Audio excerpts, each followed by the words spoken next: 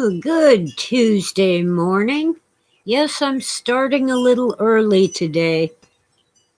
I'm running out of the supposedly high speed internet after a couple of Zoom calls and stuff like that.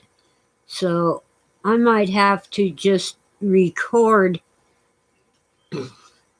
my videos for the rest of this month because I can't go live on my data connection. Hello, Dave. I think it's Sleepy Dave. I'm typing good morning. Hello, everyone, and welcome to some random ramblings coming to you live from sunny downtown Crestline in the San Bernardino Mountains of Southern California's Inland Empire. We're about 70 miles east of Los Angeles, and we're north of San Diego, north of Orange County, north of Riverside County. Hi, Howard. Howard's on days. Well, I did a live stream in the middle of the night not too long ago, last week, I think. I couldn't sleep. I'm not sure what woke me up, but it did. At about 3 in the morning. Of course, you were probably at work. Oh, poor sleepy Dave. Well, I hope you can sleep through this. Wow, you pulled a long shift. Dave? Okay, my chat room is coming together. Believe me, I'm nothing without you guys in chat. Let's start with something non-UFO related. Since I'm learning to cook. Now, I always liked short ribs and cabbage, but frankly, the way Mom cooked them was a sin and a crime. She'd fill the pressure cooker, she'd put in some water. She'd cut a cabbage into quarters and toss in some short ribs, put the pressure cooker together and cook it for 2 hours. Now, I liked it, but nobody else does. We were hungry. Mom never fed us. And when she did, it was stuff like that. Well, you know, the cabbage turned into rubber, and we each got one rib. And the broth was just water with some fat from the meat. Well, yesterday I had a craving for short ribs and cabbage. So after watching many YouTube videos, I attempted to do it right. Now I have tried cooking the chopped onion in the bottom of a soup pot, but I'm not that good at preventing the onion from sticking to the bottom and burning while the soup is cooking. So I did it a little differently.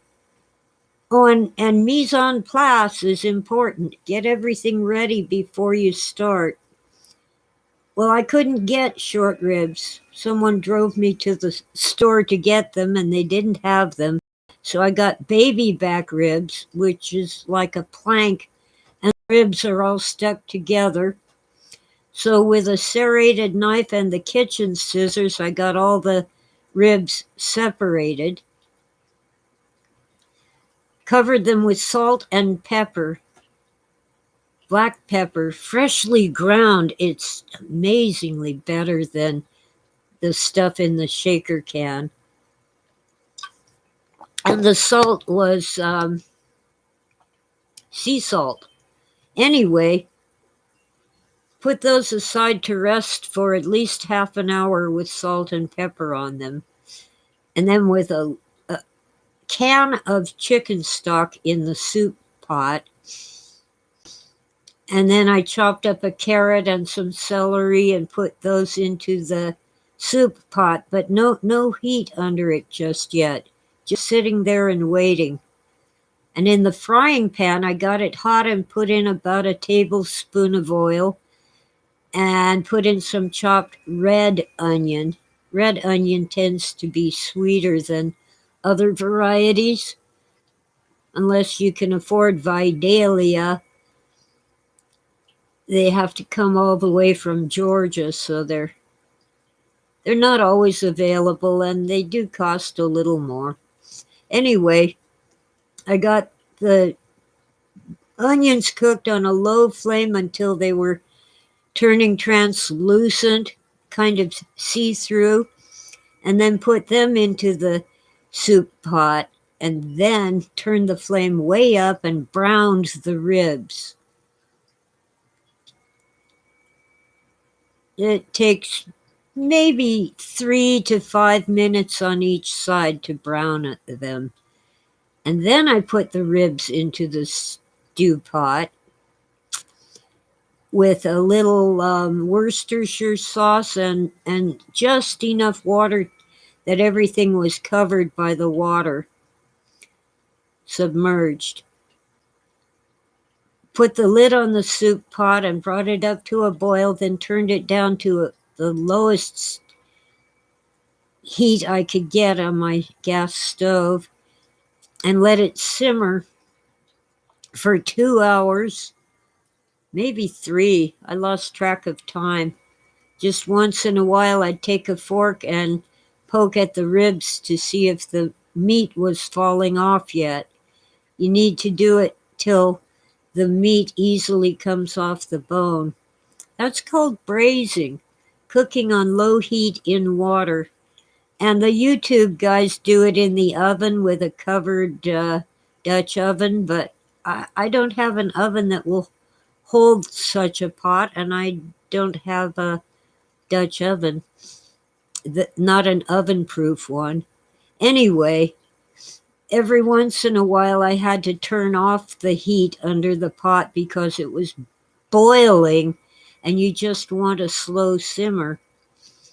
You don't want to murder the meat, you just want to tenderize it.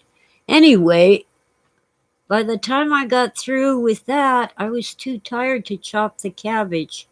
You wait until the last 10 minutes to put the cabbage in, so it doesn't turn to rubber like Mom's short ribs and cabbage. Well, I was too tired to chop it. So I ate one of the ribs, totally tender and tasty. Put the rest in the fridge, and tonight I will shred some cabbage. I'll chop it really thin and cut it kind of small so it's easy to just get one bite into your fork and not big old piece of rubber. And I'll heat up just some water and put the cabbage in first, and then the ribs on top with their sauce and carrots and onions and celery, and just heat it up. Frankly, cabbage is good raw, so you don't really have to cook it 10 minutes. That's just the upper limit. The most you should cook cabbage, no more than 10 minutes. And I think I might at that point want to add a little salt. So what I'll probably do is what I do when I'm making coleslaw. I'll shred up the cabbage and pour a little salt on the cabbage and mix it up and let it sit for a while to get those juices coming out for the flavor. Well, hi, Oswald. Hi, Jan. Let's see. Hi, Oswald and Jan. Good to see you guys here. Well, let's see. There. Typo fixed. Sleepy graveyard shift. Well, I'm glad Sleepy Dave has a job. For a while there, he was in dire straits, and he has a daughter to raise. Anyway, I think that might be enough about cooking. I'm learning to cook. Well, I always could make a few things pretty well, like meatloaf and Americanized lasagna using cheaper cheeses to keep the cost down. Cottage cheese instead of ricotta, and jack cheese instead of mozzarella. And then the Parmesan came out of that green shaker can. Well, I still tend to do it that way because I only make a lasagna for the potluck and it has to be a big batch, so waste the expensive cheeses on people who really don't appreciate it. It their taste buds are not as sensitive as mine, and they love lasagna. Anyway, UFOs, yes, they're real. The question is, what are they?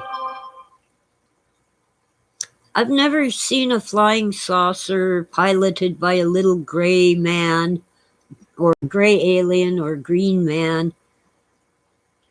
So I don't know. I've seen strange things in the sky, and I don't know what they were. So they're UFOs, unidentified flying objects up in the sky. And of course, Phil saw one that inspired his novel, The Three Stigmata of Palmer Eldritch. What he saw was your standard movie Viking helmet made of iron and with horns. Well, that's only in the movies. The Vikings didn't put horns on their helmets, as near as we can tell. But somebody did. I forget who, if I ever knew. Maybe the Tatars. We tend to call them Tartars, but their real name, at least in English, is Tatar. No, that first R isn't there. Anyway, yeah. And I've seen things that I know darn well were ours, as in American military. But we're not supposed to know that we have them. I worked at military bases.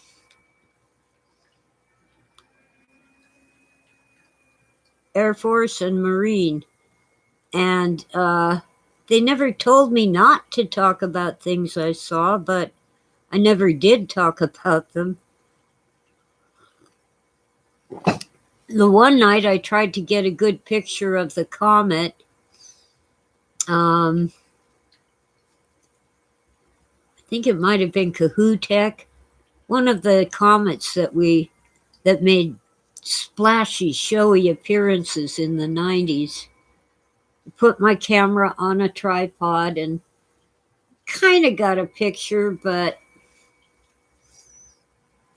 not as good as I wanted.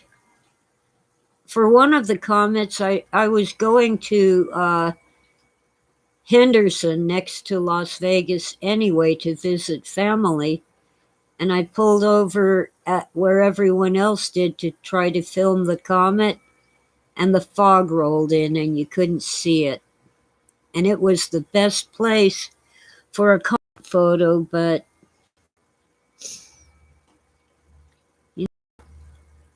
that was back when I used a film camera, an OM1, the last totally manual Olympus camera, and I had a telephoto lens for it, not one of those that you twist and it goes in and out. I can't remember the word for those. Zoom, not a zoom lens where the focus keeps changing as you. This was a fixed, I think 200x telephoto. It is what it is, but the focus stays clear. Let's see. Oswald says there's a runaway Mormon cosmologically oriented sect that's been deeply involved in the current UFO coverage. I guess they've been denounced by the current LDS establishment, though.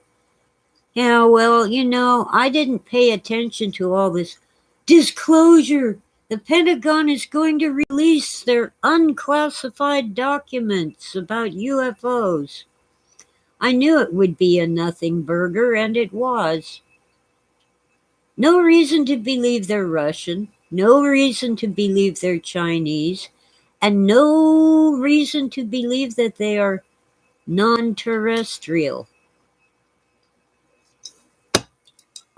So the military does not think that the UFOs came from outer space, at least not officially.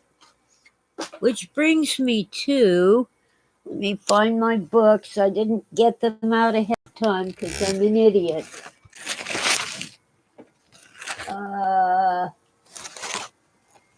Okay. UFOs over California. I've read from this before. And Empire of the Wheel 2, Friends from Sonora by Walter Bosley. My arms hurt. I'm really tired. I want you to check out Walter Bosley's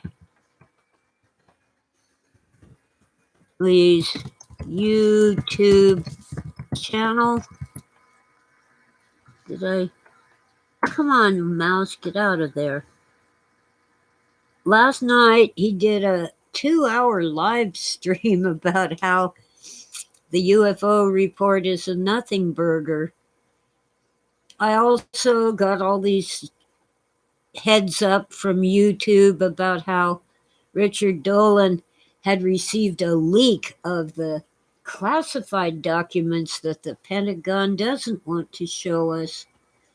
Now, I haven't seen the leak. I don't think anyone but the handful of recipients of that email has seen the whole thing, but I've heard synopses, summaries of it. Speaking of Jung podcast, interview with Bosley, yeah. Oswald, you have a wrench. That means if you have a link to that podcast, you can post it here because you have a wrench. That wrench to the right-hand side of your name in chat. You can also watch for people who start cussing or trolling and mute them. Thank you, Oswald.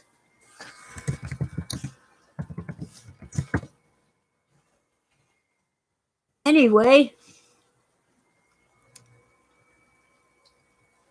Walter Bosley is very skeptical of the leak for many reasons. One of the biggies is it was sent by email. Haven't we known for some time that the various federal agencies spy on people's email and phone calls? The safest way to send secrets is still by courier, either U.S. Mail or FedEx or United Parcel, and there's a number of smaller courier services. But also, apparently the information in that leak really looks to, at least to my mind, it looks a lot like things that were culled from open sources and cobbled together. Yeah, I know the military has technology that they aren't not telling us about. And they shouldn't. One of the best tactics in warfare, if you have to fight a shooting war, is surprise.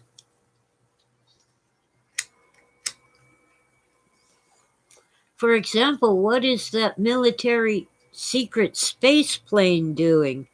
It's kind of like a huge drone. There's no pilot, but it goes up into orbit and orbits the Earth.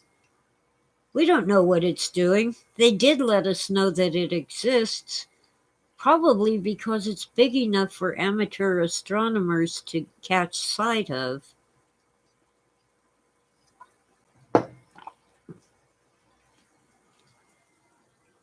Oh, oh dear, Oswald. You cuss and troll in my chat. For shame, for shame. LOL. So, anyway, of course, you know, if you misbehave, I can mute you. I can even take away your wrench. I have one of the best chat rooms. I've never been trolled on my channel, but I guess there's always a first time. But when I comment on other people's videos, sometimes I get, well, like just yesterday, this guy made fun of me for having only 300 followers, and so I looked at his channel. He has 80 followers and no videos at all. So why are they following him? He doesn't post videos to follow. Well, maybe they follow his comments. Anyway, I can't remember what the topic was at the moment. And YouTube won't let me see it while I'm in the studio. Oh, I said I don't have a car and I get my food from the church and the food bank. That's what it was. So he was making fun of me for being poor.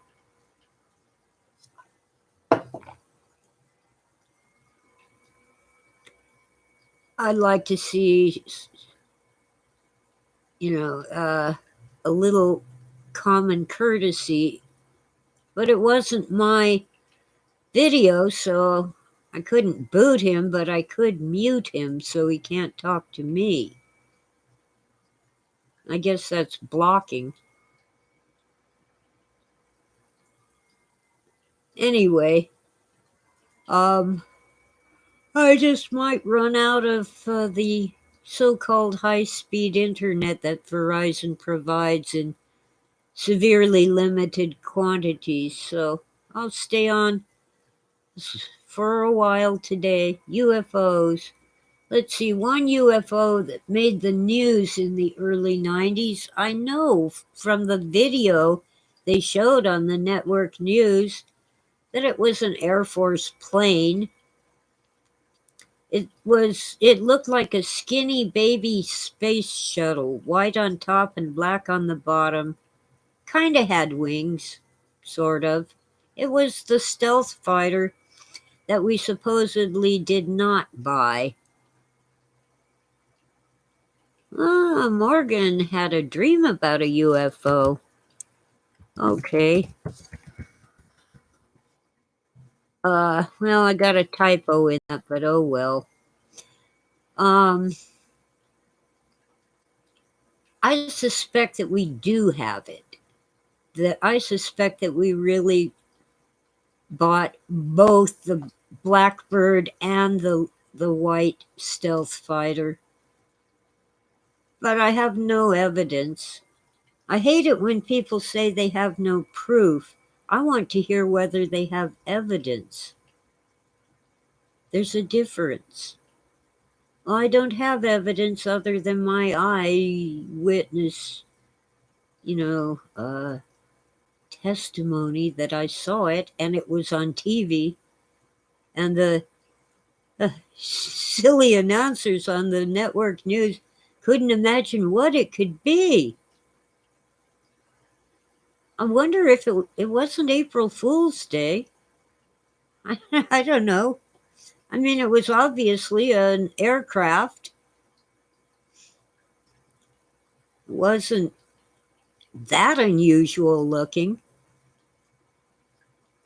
First UFO seen around, hi Doggerland.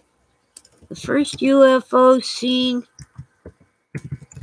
around Denmark was in 46. Well, we had UFOs going back into the mid to late 1800s that we know about.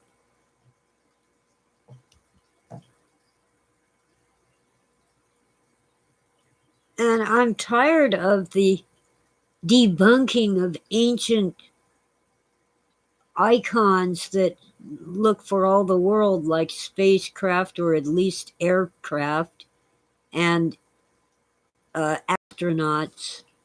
Why can't they be exactly what they look like? What is more plausible, that those petroglyphs and little statuettes depict the gods because that's what they thought the gods looked like? Or is it more likely that they thought the gods looked like that because they saw those people with their space helmets and their lizard heads?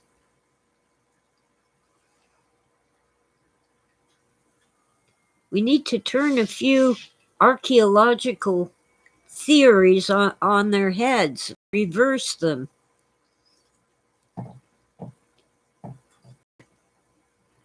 Oh, well, they banned the fireworks over Mount Rushmore, Oswald, but not here. We had, sorry, I got itchies. There's a lot of drift smoke from a distant brush fire in our air. We had a professional fireworks show over the local lake. But, ordinary people are not to have fireworks in these mountains. The danger of a forest fire is too great. Well, I think ancient people had more open minds than we do. Maybe because they were not stuck in the city. Morgan, I'm on a crusade to get people out of the big cities where people live in high-rise condos made of glass and steel. And the few parks there are so far away you have to drive your car to get to them. And then there's no place to park. I guess you could ride a bicycle. I wouldn't walk that far. Well, I can't walk too well right now. I used to walk a mile every day, actually close to 2 miles to get groceries. And it wasn't a big deal, but that was 10 years ago. I think the rise of cities has really harmed the human cultures around the world. Archaeologists tell us that the practice of large-scale agriculture made cities possible. But let's turn that on its head. The rise of cities made large-scale agriculture necessary.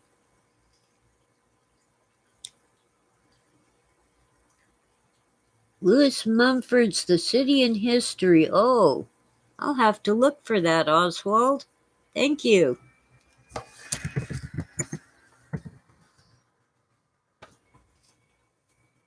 I mean, really, in the cities made of stone and wood and bricks in ancient times,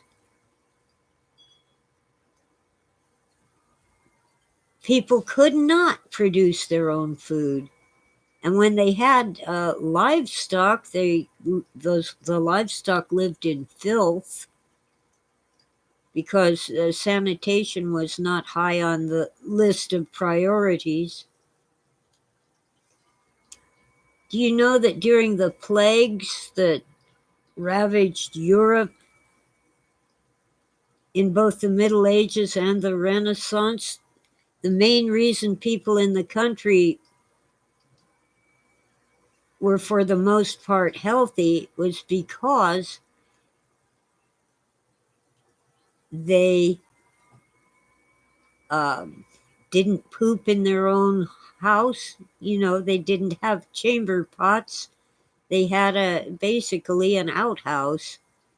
They were out in the open air, fresh air, sunshine, and their livestock didn't live in filth, and their crops grew better because they were in better conditions. And their crops were fresher because they didn't have to be hauled to the city. And, you know, there was a saying about the milkmaid's complexion. Well, the women who milked the cows tended to get cowpox, a very mild uh, herpes virus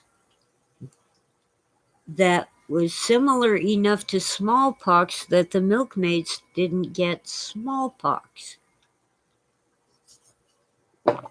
In much the same way, when I was a small child, the reason people allowed their children to get chicken pox was because up until somewhere in the mid 1960s, that was your best protection, really the only protection against smallpox.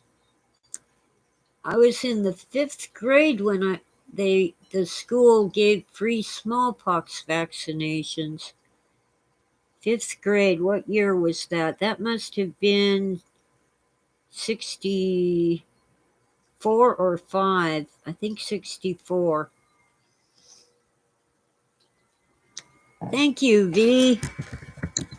V apparently is a big fan of mine, likes my books. All right. Thank you is not spelled snack. There. Fixed.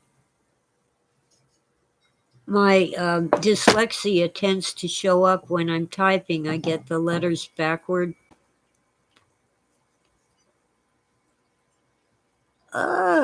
Even in the 80s?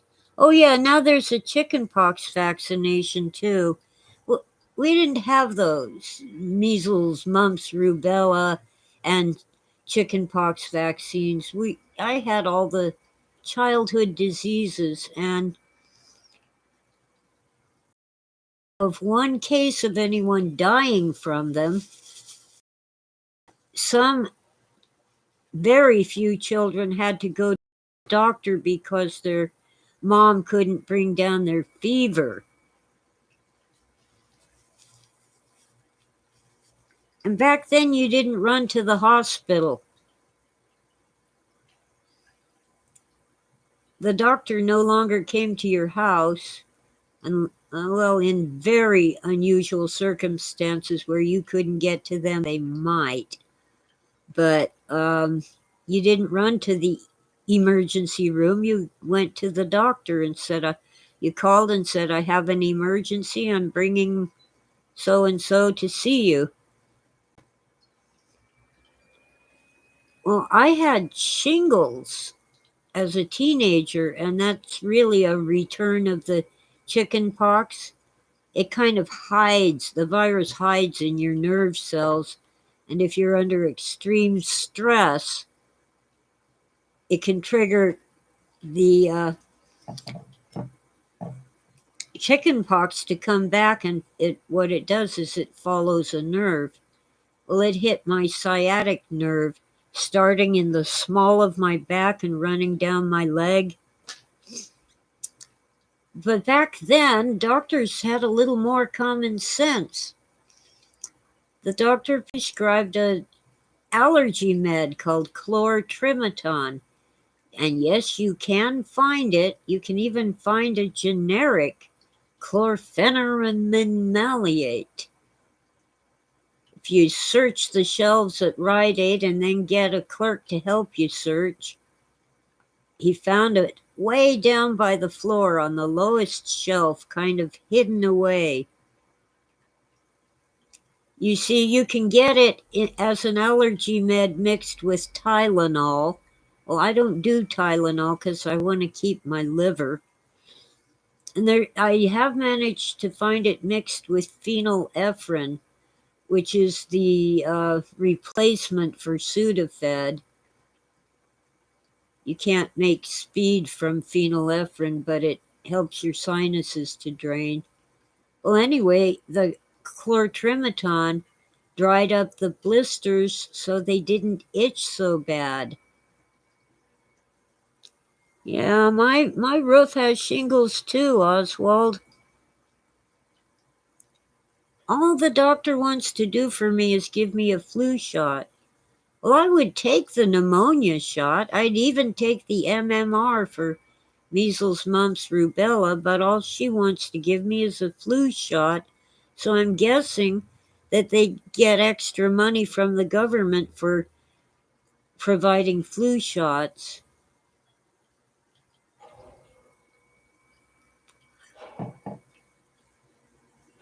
I haven't had the flu in 50 years. Let's see. It was probably 69, but January, so I'll call it 68. That's 32 and 21. It's 53 years.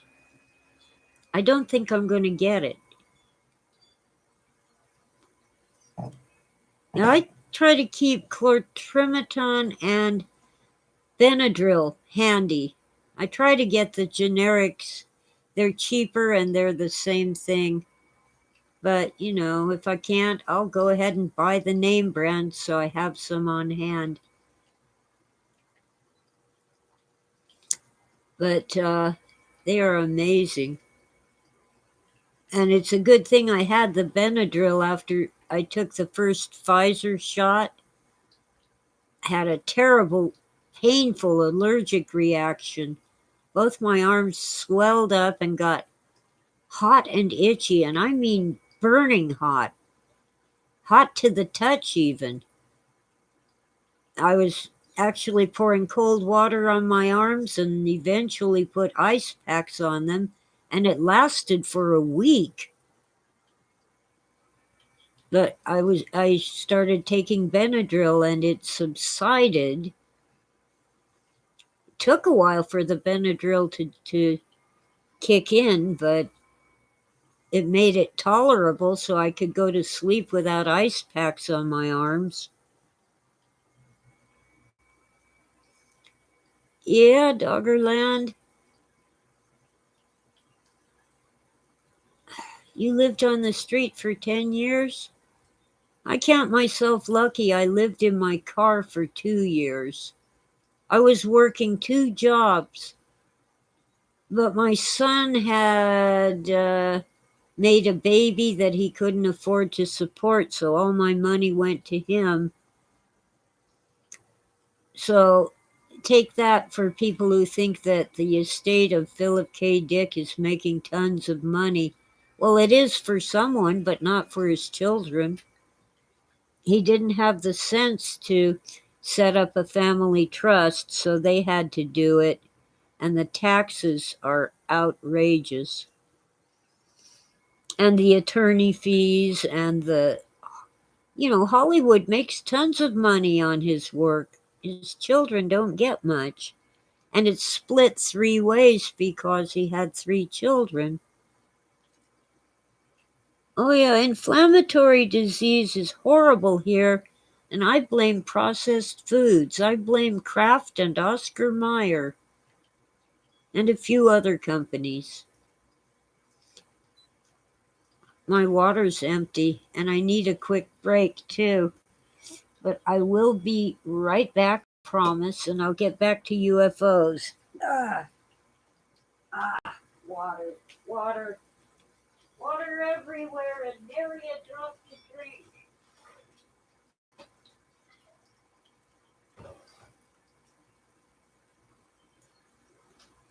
Oh, got the water. And I'm gonna hobble into the bathroom. More on that in a minute. I did too much walking. I'll be back.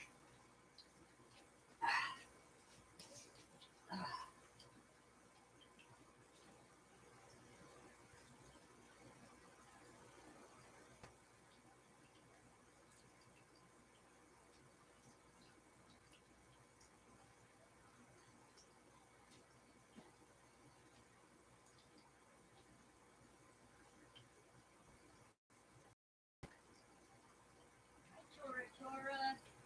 That's my pretty Tora. Good kitty cat.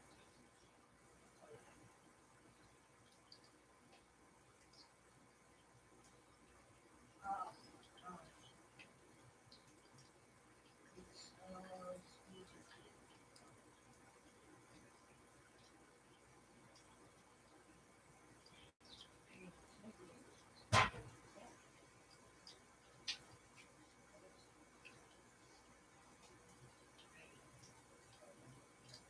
sweet.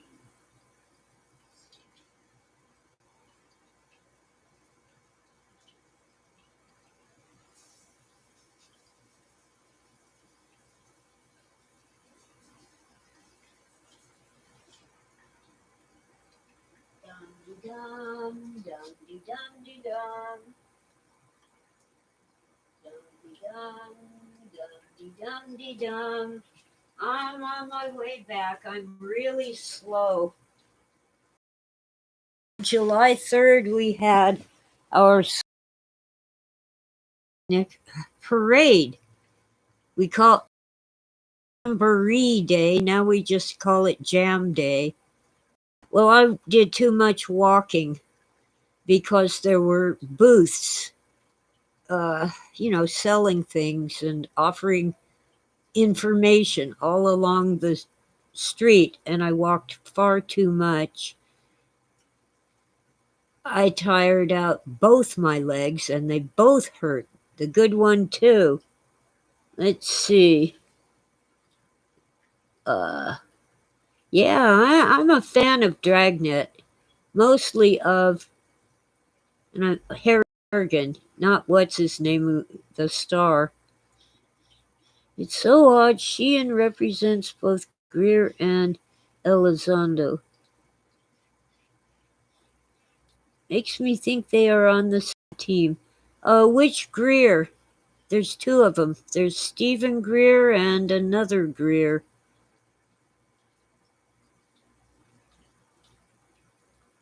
Controlled opposition? I wouldn't doubt it. Disclosure can't happen. First off, people cannot disclose what they don't know. And second, those who do know something have this closely guarded secret that's only a tiny piece of the whole picture.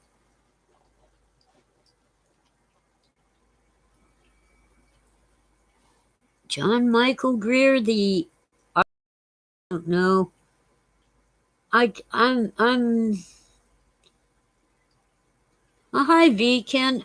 I don't know, Oswald, which Greer I'm thinking of.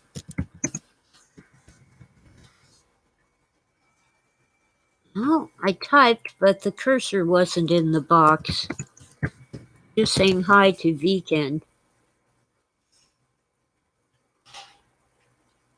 Uh, uh, um, I don't think anybody has the full picture because many people think they know, but what they know is actually a misinformation. And they think it's true, they believe it, but it isn't true. It's close to impossible to wade through all the muck to find the occasional gem. I can tell you that I don't believe in psychic mediums who channel aliens from the Pleiades, especially not when they want us to save the world from global warming. Climate changes, that's what it does. Remember, we had this thing called the Ice Age? And that warmed up, and yeah, lots of islands and valleys flooded.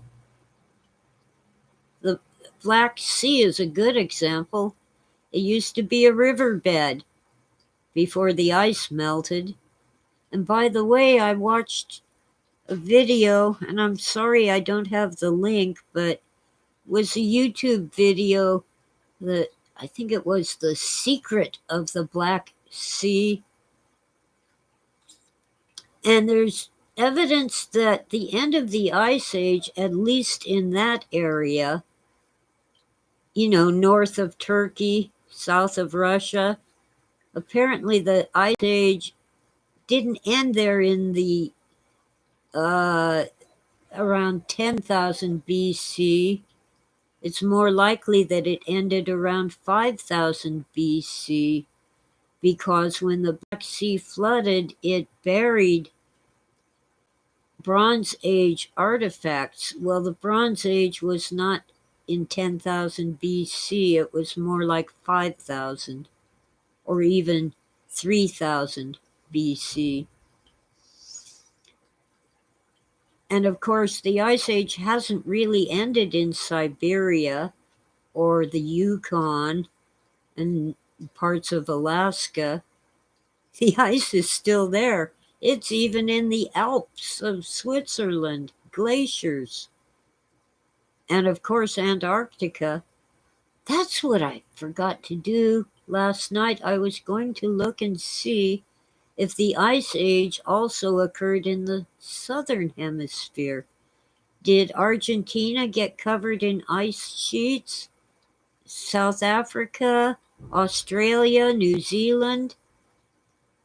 I don't know.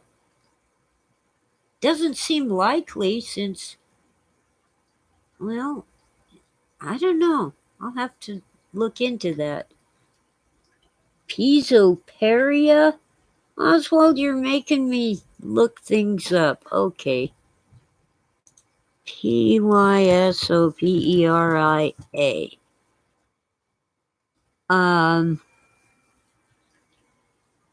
Google says it doesn't exist. The best thing it has is pisospermia. No, did I?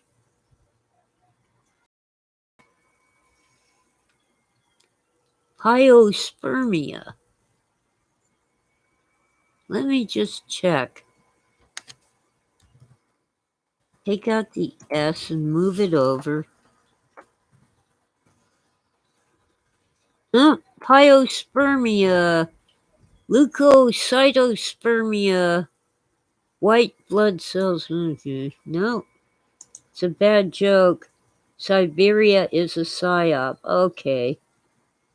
Well, you put the S in the wrong place. It's PSY then. The Lost History of the Black Sea. Thank you, Jan. Let's see. So it's PSY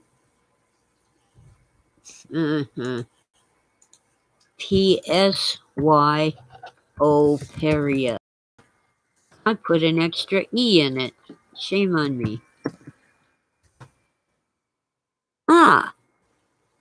Opera. I think what you want is this word. PSYOPERA. as in psyops. It's the plural of psyop. So, oh, and the thing about the Black Sea also is that artifacts in that area from cultures like the Cimmerians and I forget the other tribes. They made things out of ivory from mammoths. Yeah, I'm a word nerd. Sorry, Waxy. Hi. Yeah, I'm a recovering English teacher.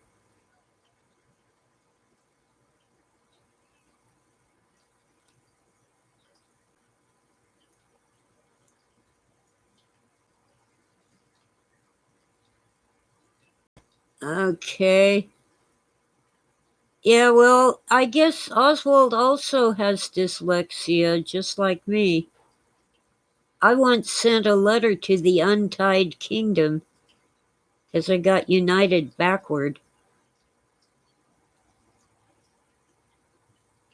Waxy loves new words. Okay, UFOs.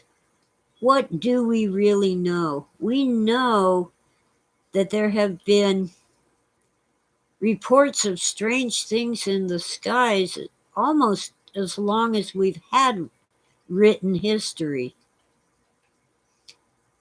And there are even tales from the oral histories that got written down later, like Homer and oh, whatever. Sometimes there's comets or meteorites, but there have been really weird things in the sky. Now, the glow of the aurora borealis in the north and or aurora australis in the south, but apparently the northern lights are much stronger, brighter, and more common. Might have been misinterpreted as an omen from the gods. There are tales of people committing suicide by leaping off the roofs of their houses when Halley's Comet came by. And by the way, it's Halley, but I'm sorry, I grew up calling him Haley.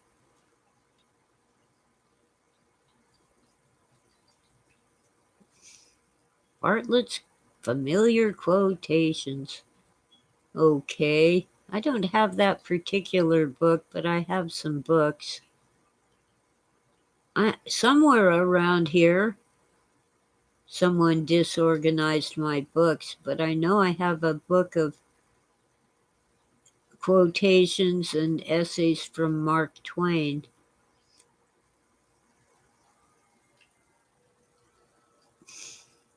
Anyway, they thought that the world was coming to an end when the comet came by.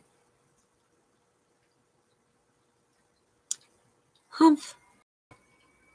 Well, Halley, looked at the written records and made observations and predicted the comet. It was just a big old rock, a big old muddy rock. They used to think comets were rocky ice, big ball of ice with a little pebbles in it. Now they've discovered that comets are icy rocks. They're big chunks of rock with ice on it. Scientists are not always right. They want proof that alien spacecraft are coming from outer space and visiting our world, and they go, well, if that's so, where are they? I don't even know where the gophers are, but I know they ate the roots of my plants. I saw one once because my cat killed it. She left me the head and the guts. Gee, thanks, cat. Anyway, oh, and they couldn't possibly come from light years away because we can't do that with all our wonderful technology. Well, you won't find something if you aren't looking for it.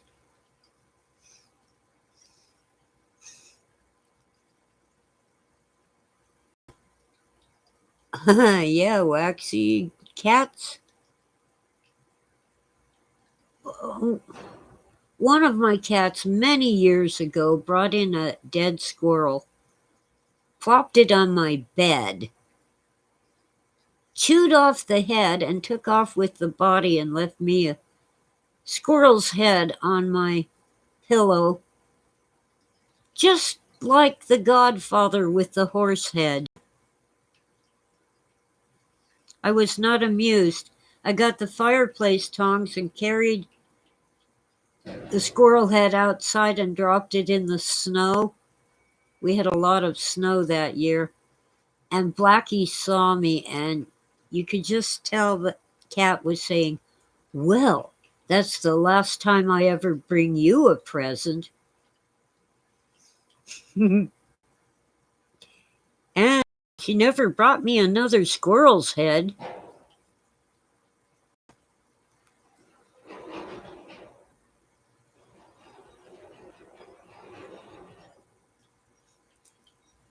Your boar brought you a headless squirrel? Oh, the squirrels were digging up his food. Well, the squirrels buried it there. Oh well, boars don't care. We once had a dog that killed gophers. She was a friendly little cockapoo, part Chihuahua, part terrier. And Misty was friendly. I mean, she never learned that the skunk was not a nice kitty and you didn't want to make friends with it.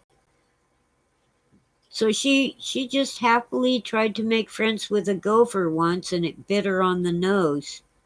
After that, now she never attacked a skunk, even though she got skunked a few times.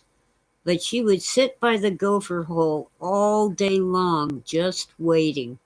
And as soon as a gopher's head emerged, chomp! She killed many gophers. Boss hog, I like that, Waxy.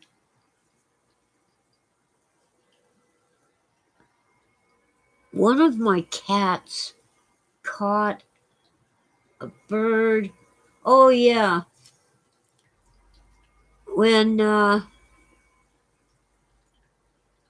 think it was Tic Tac. She was sitting on the roof of the house down in Garbage Grove. That's what we call Garden Grove, Orange County. And when a big old crow, maybe a raven, but the cat was small at the time, big old black bird flew by, she jumped on it. Well, the bird flew up to the top of the tree. I'm trying to remember what kind of tree it was. It was a big old tall tree, about 30 feet tall, with the cat on its back. So eventually the cat let go of the bird. And she fell down through the tree, and at each branch you'd hear thump, meow, thump, meow. And she landed in my son's tree house. So she seemed to be unscathed, but she never went after birds again. She settled for mice. I'm getting thumbs upses now. That was it was an identified flying object. The cat bird. Big old black bird with a cat on its back. Oh, Blackie did bring in a one of those big blue jays that are almost as big as a pigeon, and it was alive. She was so mad at me, I got a big old bath towel, plopped it over the bird, took it outside and let it go. I was always dissing her great gifts. No nutrias here, not that I know of. Aren't they from South America? They're kind of like the Pachypera. I don't. Well, see, I had two cats named Tic Tac because I couldn't tell them apart. They were both black cats. That was many moons ago, about 84 or 5. Good morning, Buckeye.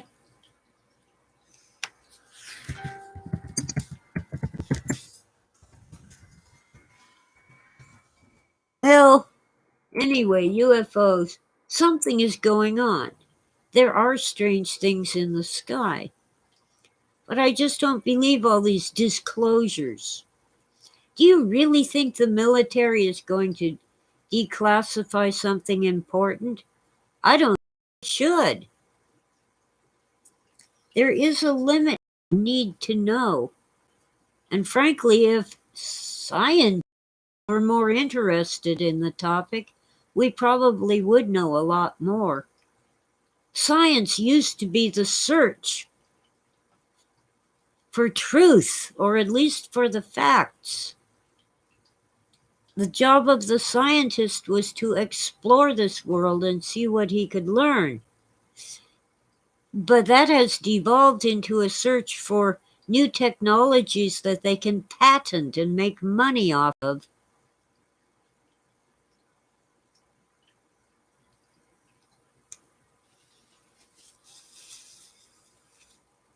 The Mick? MIC? Did you mean Men in Black? Or I don't know what MIC is, V. A plan to grow and dominate the high ground. Space is the high ground now, not just lower Earth atmosphere. Okay. Do you know, by the way, that our planet is inside the sun? True. The real boundary, the edge of our sun, is out beyond Pluto, where the solar wind meets the great void, or whatever it is that's beyond the limits of our sun's solar wind, and it pushes back so the solar wind can't go any farther. So, yeah, we are not in the hot part, but we are within the solar wind. We are inside our star. We are inside the sun. Buckeye, say what again? That we're inside the sun? The heliopause. Thank you, Waxy. I'm losing my vocabulary. It's German. Well, no, first it was Spanish. I never got much French vocabulary. I can't. Or Russian. I just can't manage those languages. But I was really good at German, and I've lost most of my vocabulary. Although I can hold a superficial conversation. But now I'm losing my vocabulary in English, my native language. Gangster films. Oh, it's Tom. Bellis, I don't know. There's a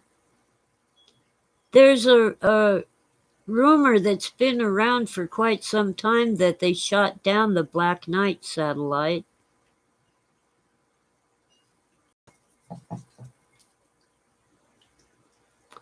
Well, the one reason we don't get a lot of EMPs is because our atmosphere, in particular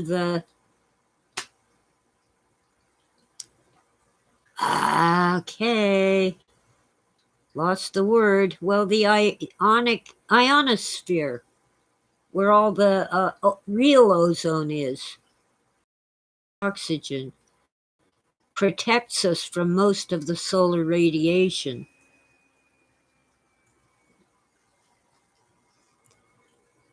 And of course, on the night side, where the Earth faces away from the sun, we're not getting the solar wind. And our magnetic field really helps too. Ionized particles that do make it through end up trapped in our Earth's magnetic field. That's one reason why we can be pretty sure that there's no life on Mars today unless it's underground, because apparently Mars doesn't have a magnetic field, or if it does, it's very weak. We live in the firewall.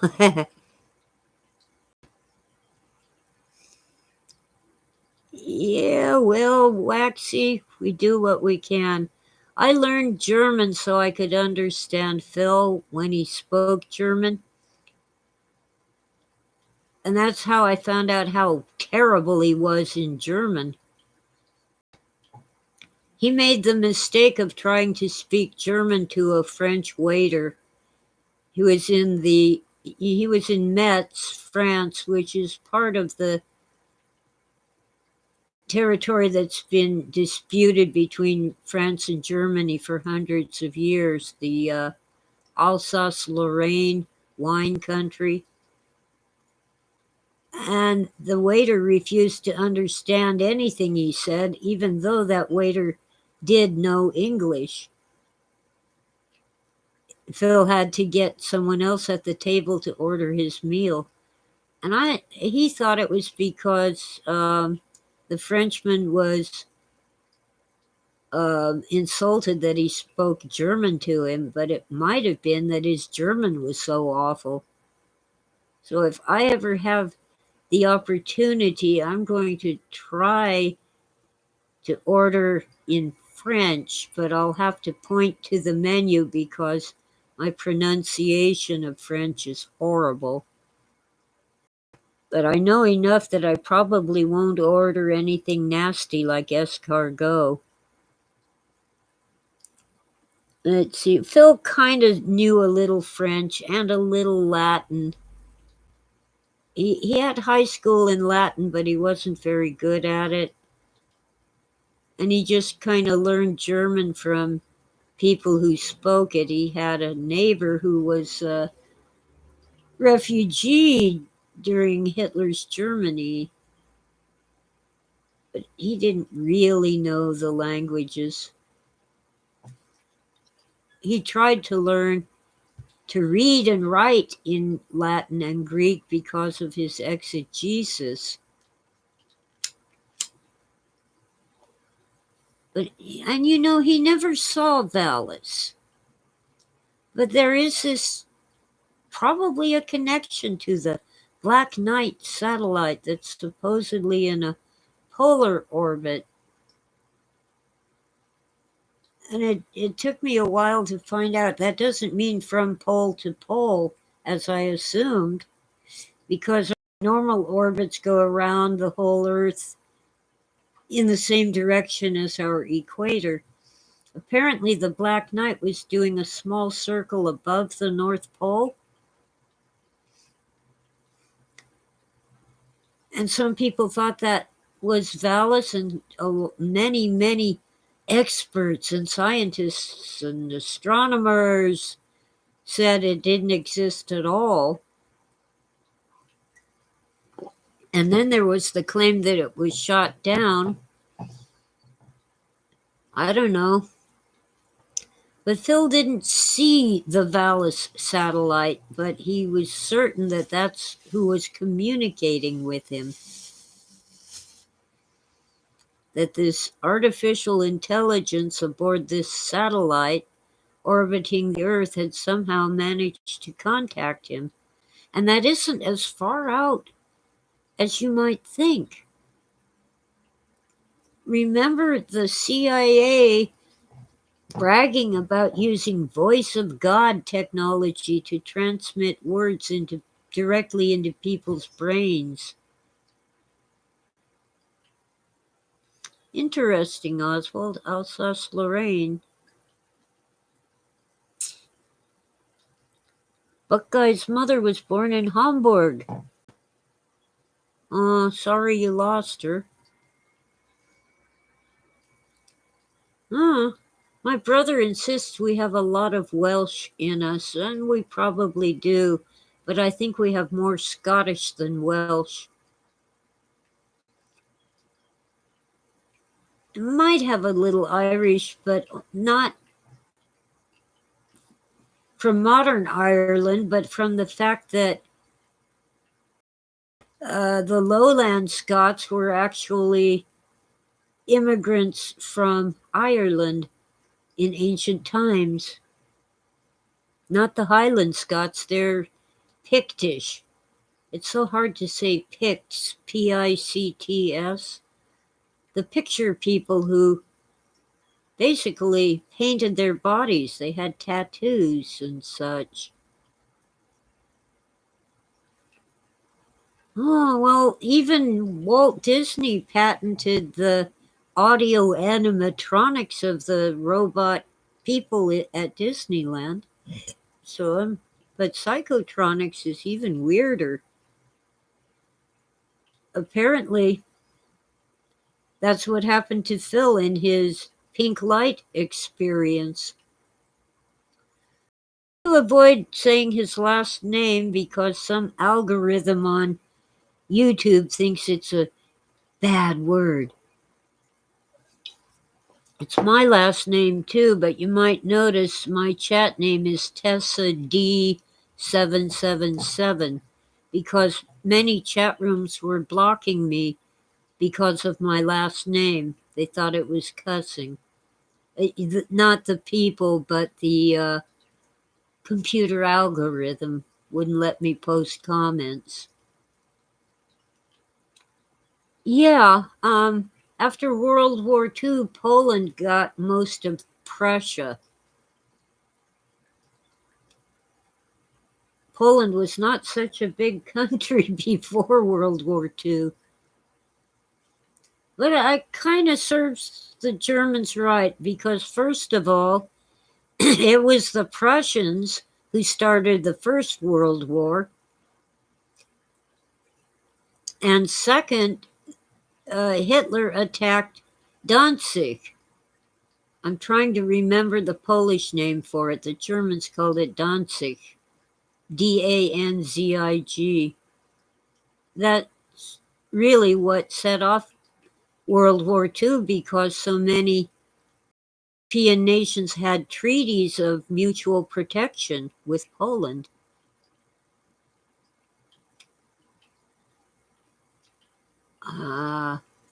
Still can't remember the Polish name for Danzig. But apparently it had a radio station and not much else at the time. Gdansk, thank you, gangster.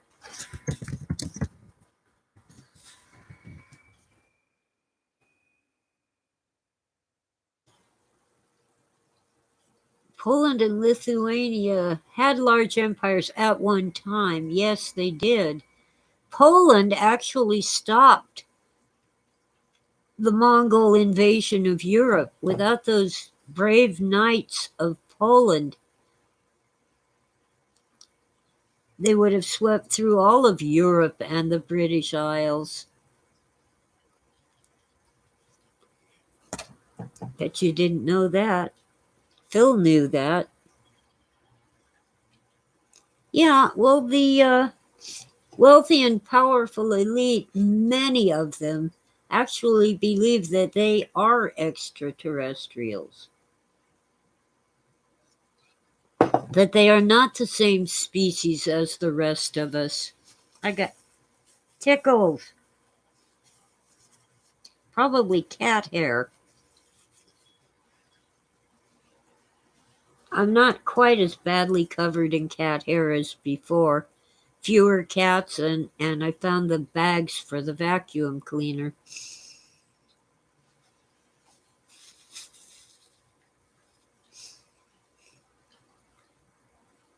Sobleski. Thank you, Waxy. Gdansk is Danish haven? That makes sense. You know, a couple times I've been fooled. I got an email that appeared to be in German, and I replied that I can read most of this, but I don't understand all the words. You know, and I referred to the fact that I read German, but I'm having trouble with this email. And I got a reply, well, that's because it's Danish, or that's because it's Dutch.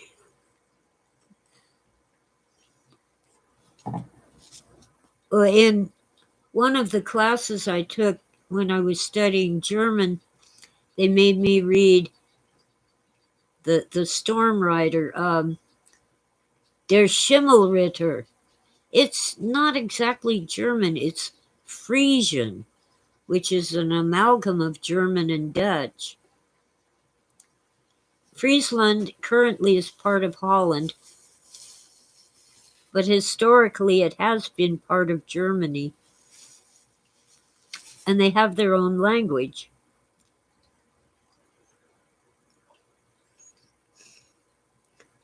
Now, RH alien theories are pretty wild.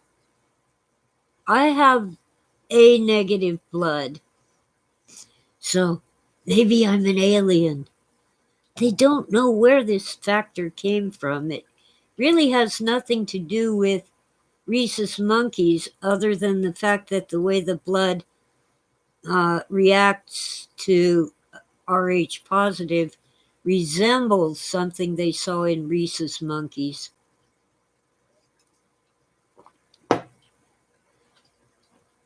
But it's weird. And the people with the most Rh negative are the Basques of basically the Pyrenees. They're northern Spain and southern France, along that border, mostly in Spain, near Catalan.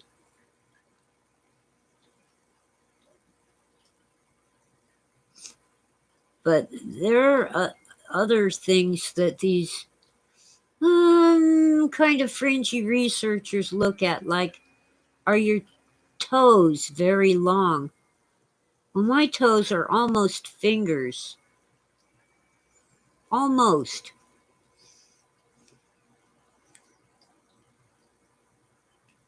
They're very long.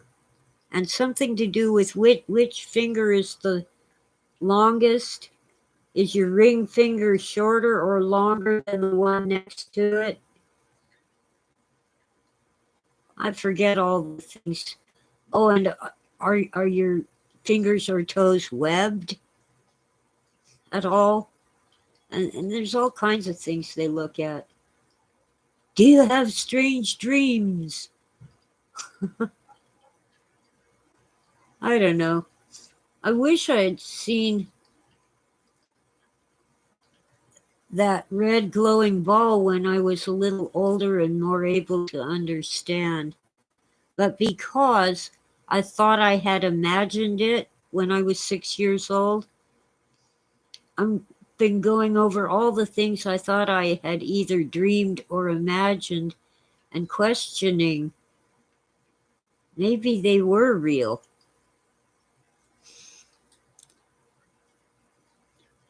Orwell's homage to Catalonia is superior to 1984. I've never read that. Well, Orwell was really disgusted with what the British Empire was doing to the countries they occupied. It's finally warm enough. Oh, it's really warm outside, but the house stays cool for quite a while longer. I can take off the sweater. Oh, and my shirt says, I have seen the gates of hell.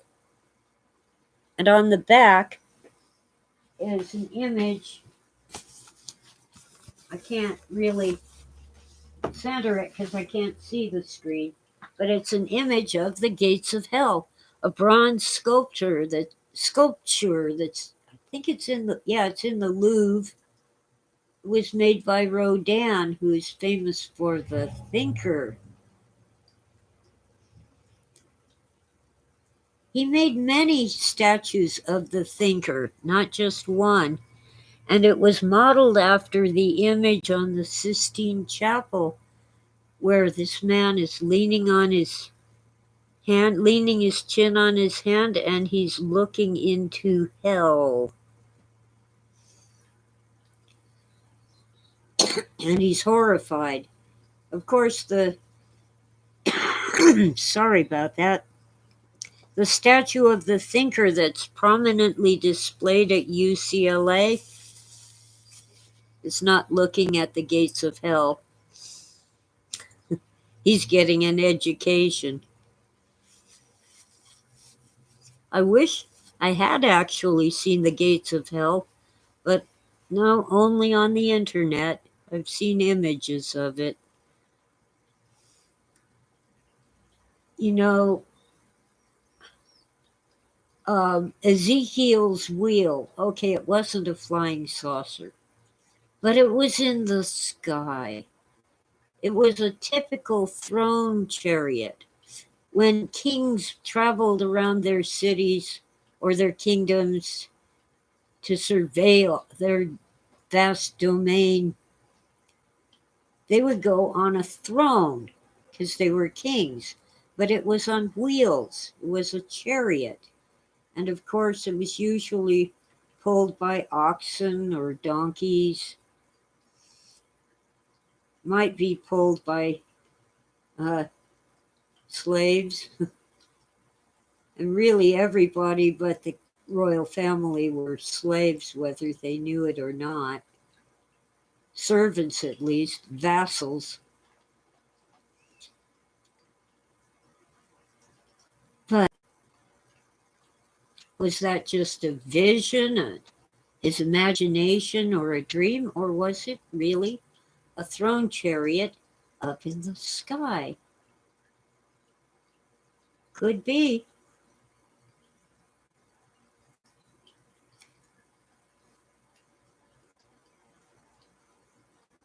I really want to know, for example, and this was before I was born, I think it was 53, this angel hair fell over the San Fernando Valley, which is like kind of northeast of Los Angeles. Well, my dad's cousin was living there and she saw it. She and her kids and her husband actually picked some up and put it in bowls or bottles. And after a while, it just kind of melted and vaporized and it was gone. And they never knew what it was made out of or where it came from. But it was for real.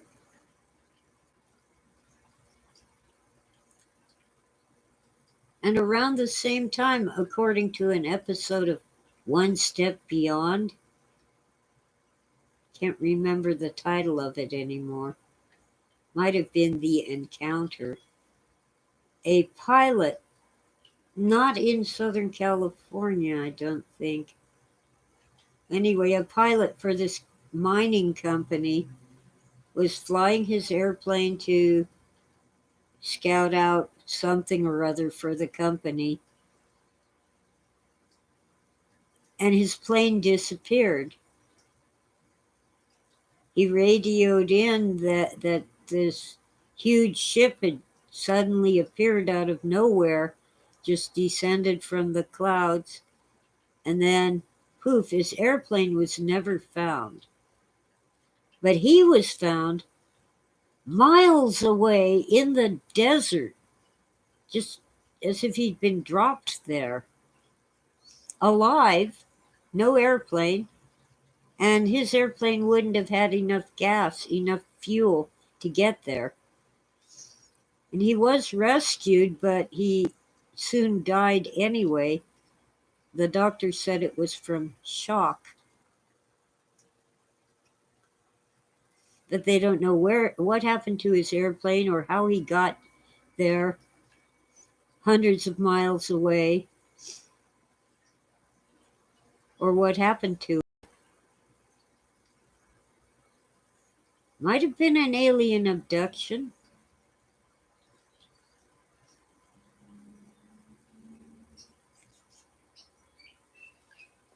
But there was air involved in that. The people who were searching for his airplane near where they thought it must have crashed found this angel hair. Looked like huge, thick, dense globs of spider web, white spider web, hanging from the trees and sitting on the ground. And they picked someone up and took it back to the office to show their boss. And after a few hours, it disappeared. It just kind of melted and vaporized. I don't know, Oswald.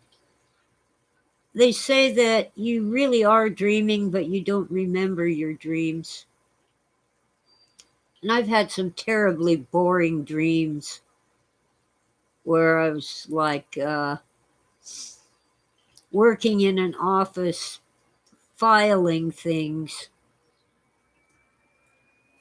I'm like, hey, come on, can't we have a monster or a burglar or something exciting?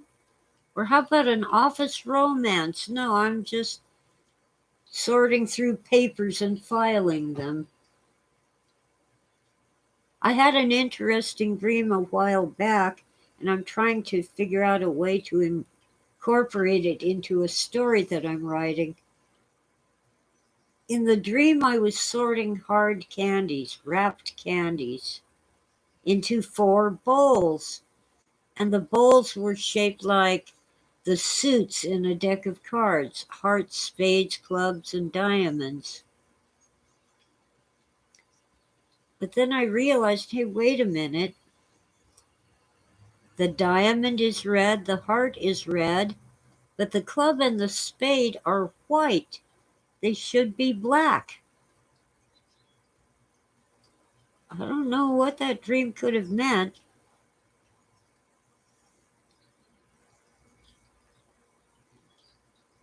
But it has stuck with me. It seems important. No, Waxy. They were wrapped candies, so there. The bowls, though, should have been 2 black ones, 2 red ones. I'm trying to remember exactly which were red and which were white. Oh well. Anyway, I'll just put it in my story somewhere. My story is about weird dreams, and it has to be finished by the end of this month.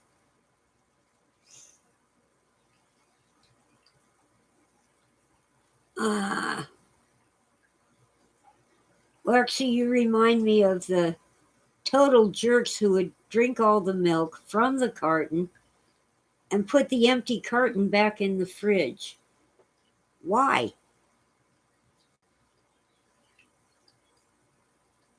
If it's empty, it goes in the trash. Ugh. And then there was the time when before I knew about huffing, I had a can of whipped cream in the spray can in my fridge, pulled it out, and there was no gas in it. I couldn't get the cream out. Someone had huffed it and put it back. They could at least have had the decency to toss it in the trash so I would know that I needed to buy a new one.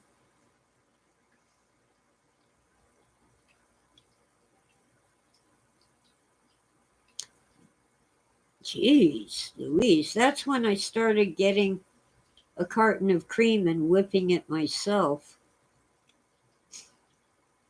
to avoid the disgusting habit of they just hold it upright and hit the nozzle and breathe in the gas to get high. Apparently, I'm not sure it's true now, but at the time they used nitrous oxide, laughing gas, in the cans of whipped cream. I think they switched it out now for some other gas. But some people will huff anything, spray paint, whipped cream, even they'll even take the pipe off of an air conditioner. I mean, that stuff can kill you, and it has killed people who are stupid enough. You still do. Oh, Doggerland still smokes pot, I guess. Or,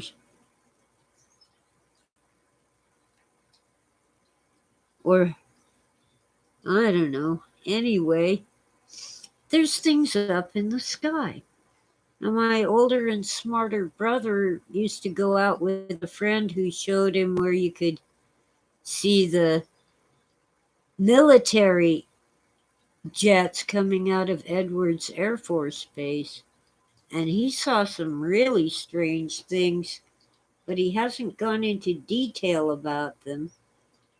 And then there's these people who use special night vision goggles to look up at the night sky and see what the night vision can detect that our eyes don't see.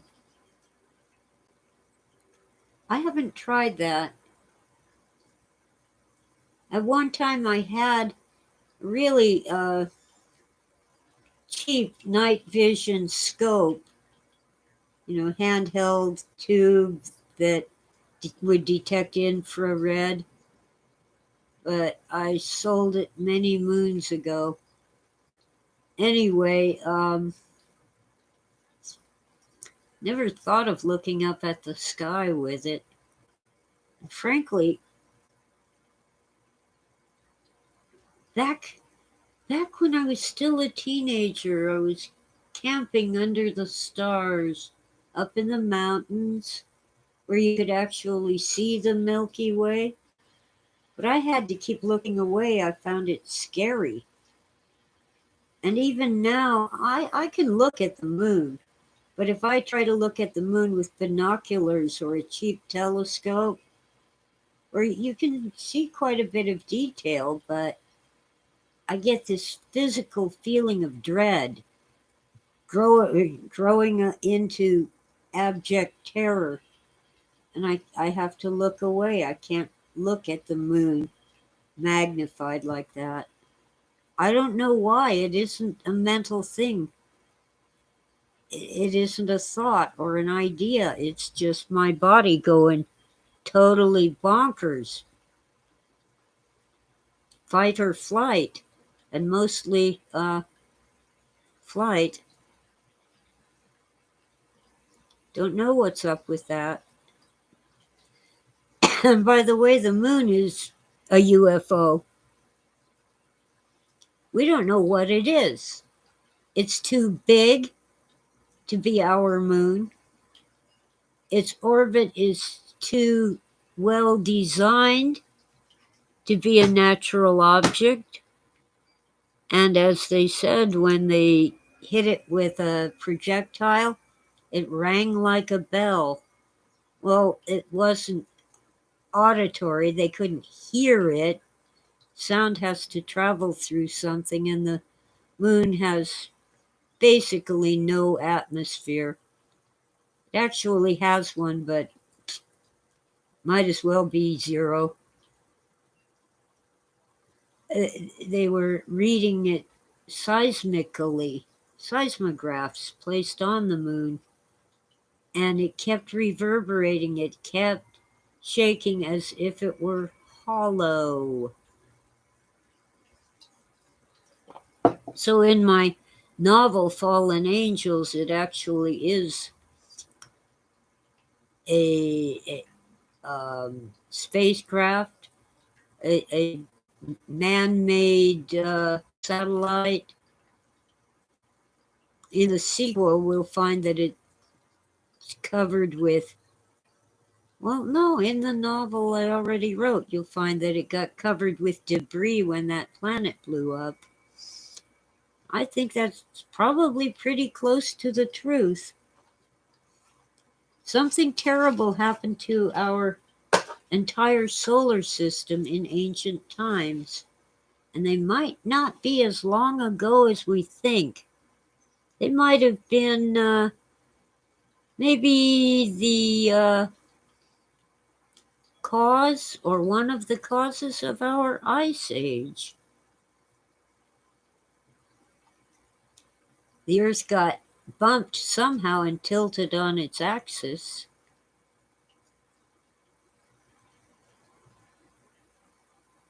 I mean, no planet is perfectly aligned north to south. They all have some tilt, but we have, 23 degrees or something like that. It does change over time. Just checking the noise. It's the cat's drinking fountain. All's good. And the way the moon covers the sun during an eclipse, not only is it the right apparent size, but it's in the right orbit to fall directly between the Earth and the sun. Now, there are annular eclipses because the distance of the Earth to the moon varies. The orbits are not perfect circles. So sometimes you have an annular eclipse where the moon covers most of the sun, but we can see the edges of the sun. But a total eclipse, I was in Norco at the time. I'm not sure what year that was, but it was early 90s. I went outside and waited for the eclipse to be worth taking a photograph of. And as the eclipse got more and more complete, the sky clouded up and I heard thunder. It was as if the whole sky was just covered in thunderstorms. But it didn't last very long. As the shadow of the moon moved off of the sun, the sky cleared up and it was perfectly blue and calm again. Oh, and the wind. I forgot the wind. The wind was something. That was scary. I can see why ancient people were frightened during a solar eclipse, even if they knew it was coming, because some of those ancient astronomers did predict eclipses. It was still frightening, and I'm modern. I knew it was coming. That's why I got my camera ready and went outside. I mean, I'm sometimes a real risk taker. I took photographs of lightning during a thunderstorm, which made me a perfect target to get hit by lightning, but it didn't happen. Anyway, yeah, the moon is a UFO. We really don't know what it is. It can't really be part of the Earth, even though, well, of course, the rocks and dust have the same composition as our planet. And the moon really is a planet, not a moon. Anyway, there are only so many minerals in existence, in a stable form at least, but its density and the um, someone had to honk a horn. Its density and the relative uh, abundance or scarcity of different elements just doesn't match the Earth. It, but if it were a captured object, its orbit around the Earth should be much more elliptical. It's really close to a circle.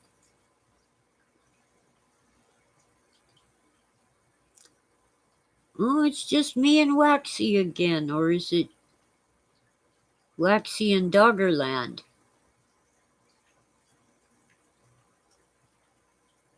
Well, anyway, I got 5 thumbs up this time, and I have 10 listeners. I'm stoked. Hey, this is a small channel with a really niche audience. That's really doing well, as far as I'm concerned. Eventually, I'll turn things around again so you can see my bookshelves instead of my refrigerator and my cabinets. Anyway, yeah. Do you know why the ancient Greeks, well, let's backtrack. Why the Catholic Church rejected Copernicus? The Catholic Church said that the planets all went around the Earth in perfectly circular orbits. Well, that was because ancient Greek philosophers like Plato and Aristotle said so. And Copernicus went, no, wait a minute, the Earth goes around the sun and its orbit is elliptical. All the orbits are elliptical, not perfect circles. And many astronomers kind of covered their behinds by saying, yes, we know it's in perfect circles, but it's so much easier to do the math if we just use the elliptical equations. Well, Aristotle didn't observe the planets the way, oh, come on, the astronomer did. Well, Copernicus, and later in the time of Galileo, it was, what's his name? Oh, dear. Well, anyway, they didn't observe the universe and figure out what it was doing. They assumed that the solar system at least was designed in a logical way, in a way that was logical to them. And since the most logical and perfect way of traveling, of moving, was a perfect circle, the planets must be traveling in perfect circles. It was logical, but they didn't take it a step further and do the scientific work of observation and measurement. They just assumed. And for some reason, the Catholic Church decided to believe these ancient pagan, heathen philosophers instead of their own scientists of the early Renaissance. Kepler, the astronomer, was Kepler. He really did the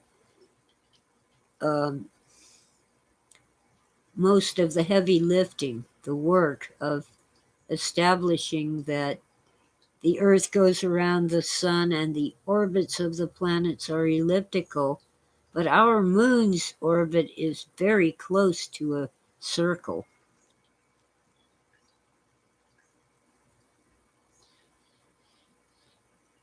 Oh, I hadn't thought of switching from top chat to live chat.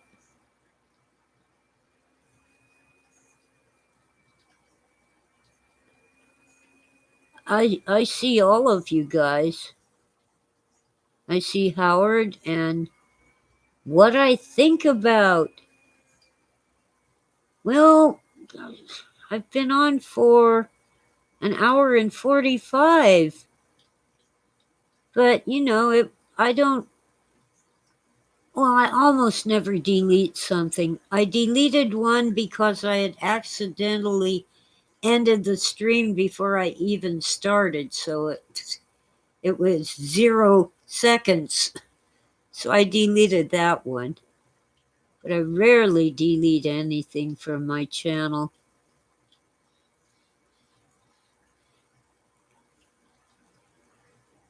Oh, Gangster Tom has been reading Valis again. Woo! Thomas, born in May of 74?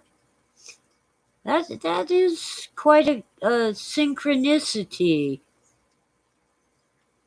But I'm pretty sure that Phil was subjected to an early iteration of the CIA's voice of God technology. There were electromagnetic disturbances all around our apartment at that time. I didn't hear voices, but I heard that radio playing soft popular music when Phil said he heard it telling him to kill himself. And it was unplugged and it did not have batteries. So there had to be some kind of microwave radiation powering it on. That does happen. It's a known phenomenon. A strong electromagnetic field will cause electric appliances, even television sets, to power up and turn on. The radio was turned off and unplugged. Finally took it out in the living room and then shut our bedroom door so we wouldn't have to listen to it. Wow. And Phil was not on drugs. It was hard to get him to take an aspirin when he had a toothache. Giordano Bruno, well, he really was not, his trial for heresy was not about the orbits of the planets. He was practicing black magic and teaching it to others in public lectures. But you notice the church did not put Kepler on trial, and he was the scientist who was out to prove that the Earth goes around the sun and not the other way around. And Galileo, I'm sorry, he was an ass. Self-important little twerp and a rich kid on top of that. Well, he was put on trial really for insulting the Pope. He called the Pope stupid and ignorant, and he said pretty much the same about several of the Pope's relatives. Up until that time, the Pope had been defending Galileo. But that was a bridge too far. And Galileo was found guilty of heresy and he recanted. So they put him under house arrest. So he spent the rest of his life on his landed estate, writing and, living in luxury. He just couldn't travel.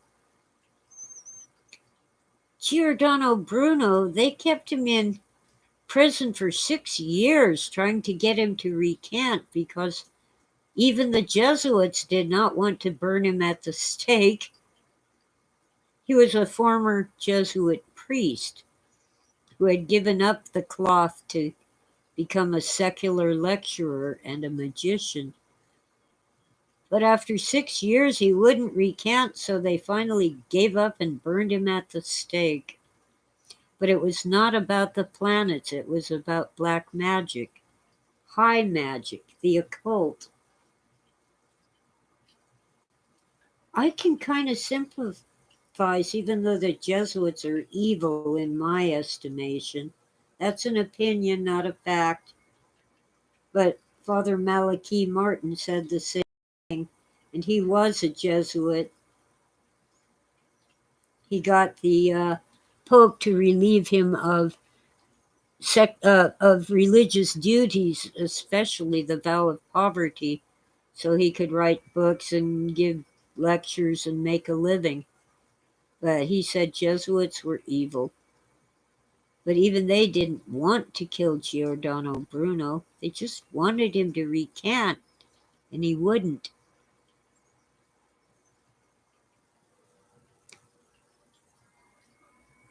There's a good book about science. Oh, science fiction. That's a good title. Double meaning. Well, anyway,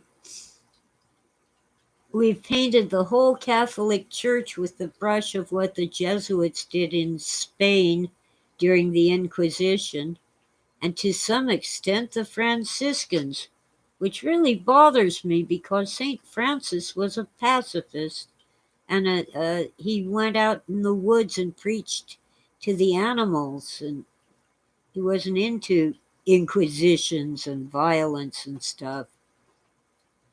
And now they've painted all the Protestant Christian denominations and the loony sects and cults with the same broad brush of, well, the Inquisition. Now that was the evil Jesuits. And the Crusades, well, those were the younger sons of wealthy landowners who, yeah, they would inherit some money, but only the eldest son got, the land, the house, and the bulk of the money. These younger sons went there to pillage and burn. They even pillaged Byzantium, which became Constantinople and more recently Istanbul.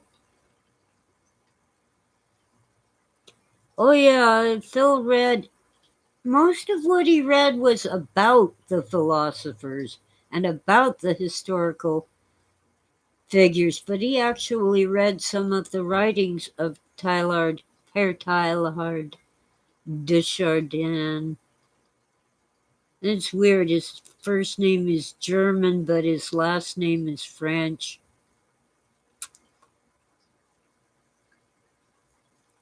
Oh, my pleasure, gangster films. Yeah, the story of the unplugged radio. I've told it so many times that it actually bores me now. Deus Vult. Oh, and many of the Crusaders, by the way, were criminals who were given full pardon if they would just go fight in the Crusades. Or sinners who were, I forgot the word, well, kicked out of the church. But they would get an indulgence and be forgiven and allowed to take communion if they went and fought in the Crusades.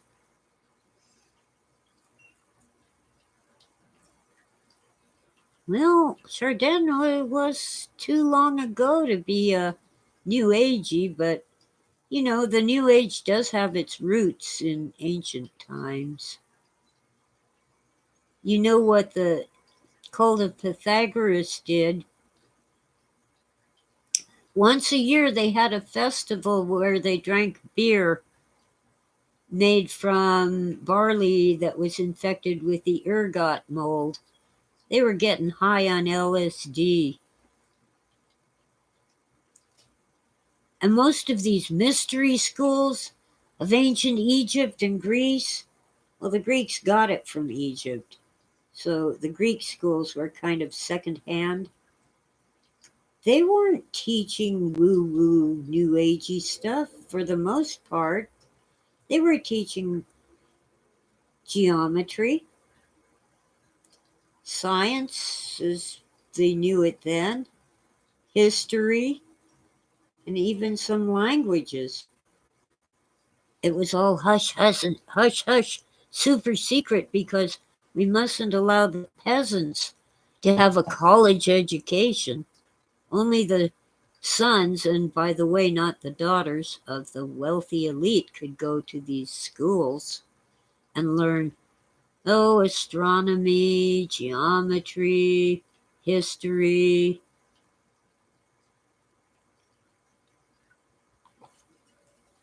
Map making, how to sail a ship and not get drowned.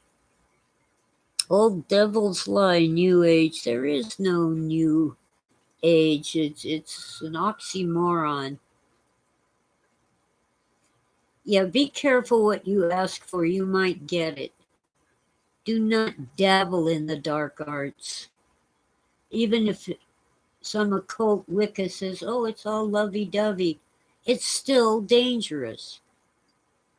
Now, maybe that person knows what she or he is doing and is not harmed by it, but it is not for the dilettante, the amateur. I made the mistake of getting a Ouija board once. I mean, I actually used the darn thing. All kinds of haunting activity began in our house. And when we moved, we had this wood stove. It's like an iron fireplace. I decided to burn that Ouija board. I had to light 3 fires in that wood stove to get the darn thing to burn at all. And it was made of wood. And even on the 3rd try, it didn't burn up completely. That thing was weird, and I left it, what was left of it, behind in the wood stove. Oh, Waxy's gonna get food and see me on Facebook. Okay. See ya, Waxy. Howard is here. Real Wicca has a lot in common with esoteric Judaism. Yeah, and nowadays they're Disney witches.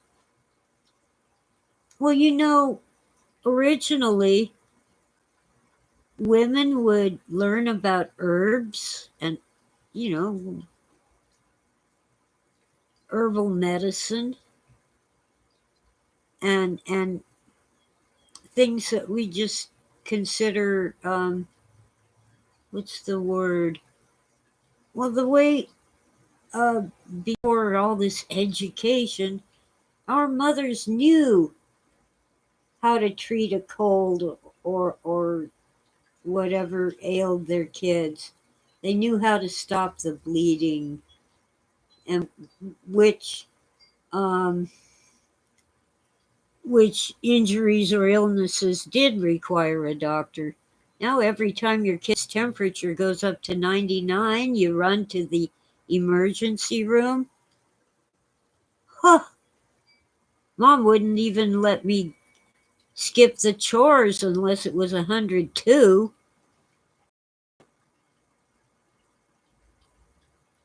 Baalism, I think you're trying to say, Oswald? Yeah. Anyway, it was just the common household cures that everybody knew, or at least women knew. When men dabbled in it, they were called alchemists. and eventually chemists. But women were called witches when they did science. We have all kinds of books about herbal medicine. I do know that I like St. John's wort for various viruses that, well, I haven't had a super big problem with that. I seem to have wide spectrum immunity to most viruses. Yeah, Hecate. She was kind of divine, but mostly just a good woman doctor. So they called her a witch, or the goddess of witches. Walter Bosley has a lot to say about Hecate. You really must check out his books. But with regard to UFOs, these are actually airships, not spacecraft. But you really need to get Empire of the Wheel, Volume 2, Friends from Sonora, by Walter Bosley. It's at lulu.com, so I'll type that in the chat room. Lulu.com. I put it in all caps just to make sure that you can read that the L is an L and not an I, not an uppercase I. But he has a YouTube channel that you can listen to for free, and it is not monetized, so unless YouTube decides that they want to run an ad, there's no ads on his videos. YouTube has decided that even if your channel is not monetized and you don't get a penny for it, they can run ads on your videos anyway. Yeah, V. Ken, well, my novel about aliens coming to Earth, the title of it is Fallen Angels. And St. John's wort is good for anxiety, and it's also good for depression.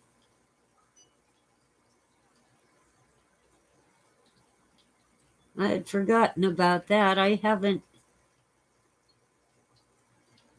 used it in quite a while because usually if I have trouble sleeping, I take a Benadryl and I pass out. But lately, that one night when I did a live YouTube at 3 in the morning, the Benadryl just wasn't working. So I'll go a long time without taking any Benadryl or chlortrimeton because you build up a tolerance. But that tolerance will decrease the longer you're off of the pills. I wish we had St. John's wort when Phil was depressed. The mystical experiences, the visions and voices made him very excitable and excited. For the most part, once they quit telling him to kill himself, he was enjoying the hell out of it. Couldn't wait for the next message from Valis. Well, as it fell off over time, it happened less and less frequently. He got depressed because his new friends weren't talking to him anymore. If we'd had St. John's wort, he might have been a little less depressed. And he didn't have the killer immune system that I was blessed with. Being born prematurely and then bottle fed, he and his twin sister were born so early their mother never had breast milk. So he was handicapped from the start as far as immunity goes. But, wow. He really took what came to him and made something out of it. But please remember, his novels exaggerate, embellish, and make stuff up because they're fiction. Yes, there's a core of his real experience really in all of his work. The Adjustment Bureau is based on his perception that somebody seemed to be changing things while he wasn't there. He'd come back to a familiar place and things were not where they ought to be. And of course, he saw Palmer Eldritch as a vision of an iron helmet up in the sky. That's a UFO. Um, Flow My Tears is based in part on his experience of being terribly harassed in 1970 to mostly 71. They were doing open surveillance, which means they want you to know that they're watching him or watching you. There'd be a car parked across the street from his house with a man sitting in the car, sometimes two men, just looking at his house for hours. He'd walk down the street and someone would follow him. He'd go to the grocery store and these men who looked awfully familiar but he didn't know them would follow him into the store and down the aisles of the grocery store.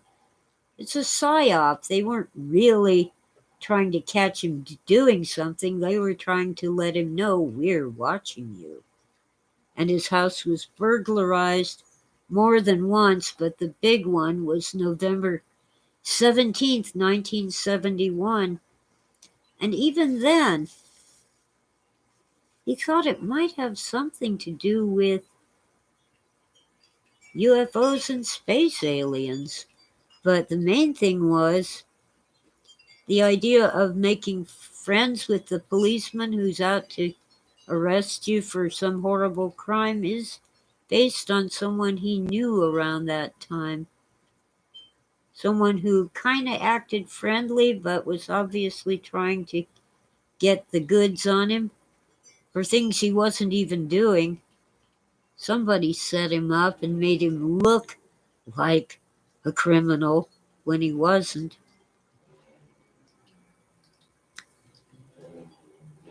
Let's see, Oswald, oh, you used a bad word. That's a profanity. Yeah, well, it's automatic. I just turned on the automatic, don't let them post bad words, thinking at the time that they would just, not post that word, but the rest of the post would show. No, they delete the whole post if you use my last name in it. Ridiculous.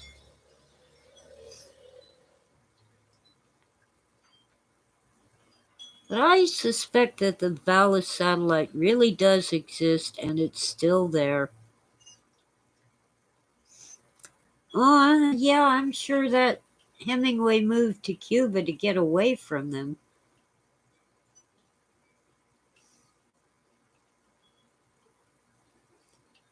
Horrible. Really horrible. But I had just a small taste of that when my son and I witnessed some gang violence and had to go to court. The cops would have put us in jail if we didn't testify. But of course, the gang didn't want us to testify. Well, they figured, if something violent happened to us, it would look bad for the guy who was on trial. So they happened to have a relative who was a dispatcher for the police. We didn't know that until much later, but it makes sense in hindsight. She would send cops out on false complaints about us and refuse to send cops out when their boy was actually doing something.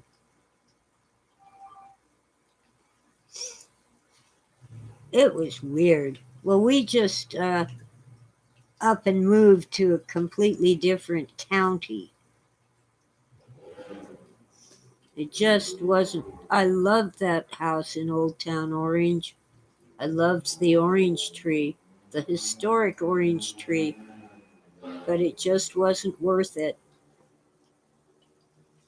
You know, you don't give up your life because you love your house and your neighbors, unless you're actually able to fight back against an actual intrusion or attack.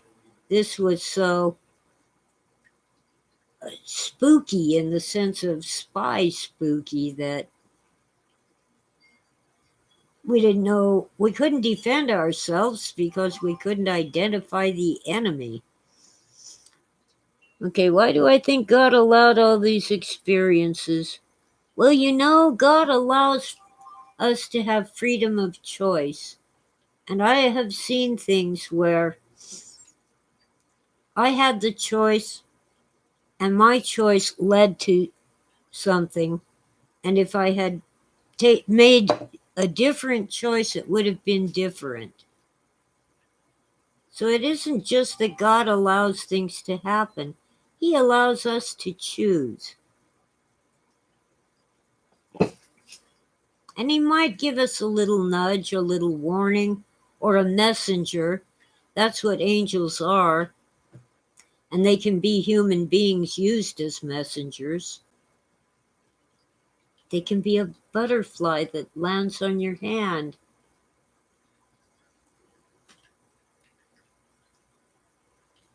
Well, anyway,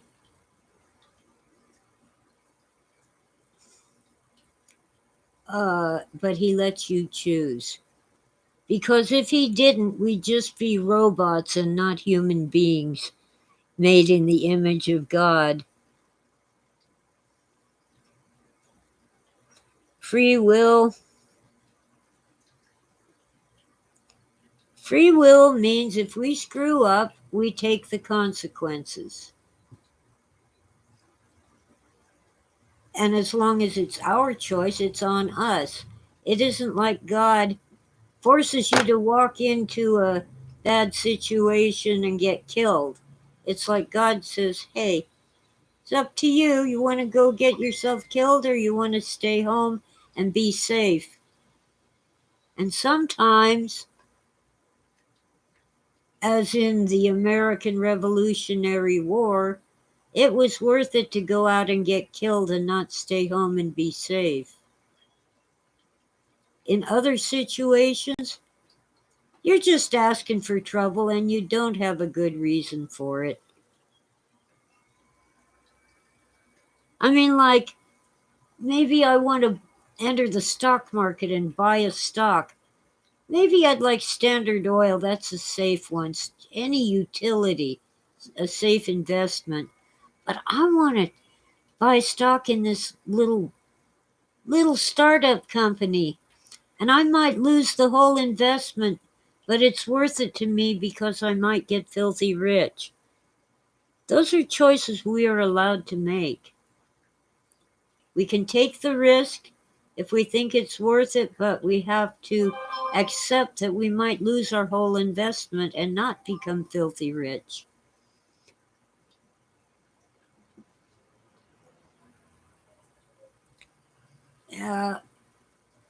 I've found that when I've ignored a warning, I've paid for it.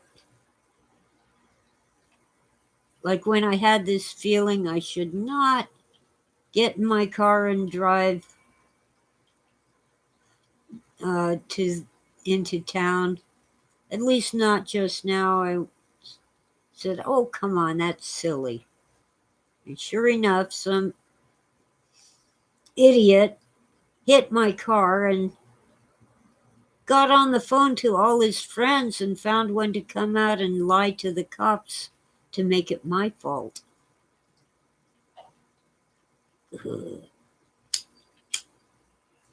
I don't know why the cops believed him. He essentially claimed that I backed into him with the side of my car. Jesus. So anyway,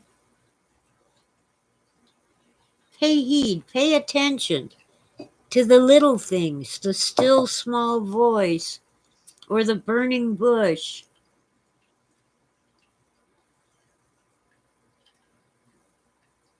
Or like Joshua, who sees a man he doesn't know on the outskirts of the battle. And Joshua walks up to him and says, "Are you on our side or theirs?" There's a guy standing there and he has a sword. So Joshua wants to know. And the guy says, "Take off your shoes. You are standing on hallowed ground." Joshua obeyed. He was the angel of the Lord. Looked just like us. Oh, by the way, as long as I'm bringing up the Bible, God blessed Abraham and told him that through him, Abraham, who at the time was actually called Abram or Avram, through you all the nations will be blessed. Question: was Abraham circumcised before God gave him that blessing? Was Abraham going to temple and making sacrifices on the altar and consulting the Ark of the Covenant and the Urim and the Thummim? No to all of those.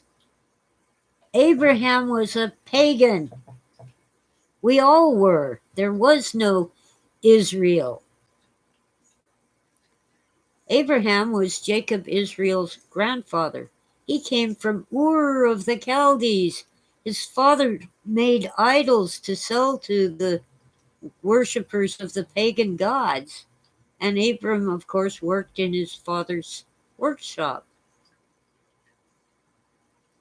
So when Abraham ended up, I think it was after his father died, Abraham ended up in the Holy Land, which wasn't the Holy Land yet. And God blessed him. He wasn't circumcised. He didn't have any theology. The Ten Commandments came ages later under Moses, during the exit from Egypt. Abraham believed God, and God took his faith for righteousness and blessed him and told him through him all nations would be blessed. So we do have, there weren't even Christians. Jesus hadn't been born. We need faith. And that's all we need. It went out again. Did Abraham have a Bible? No, there wasn't any Bible.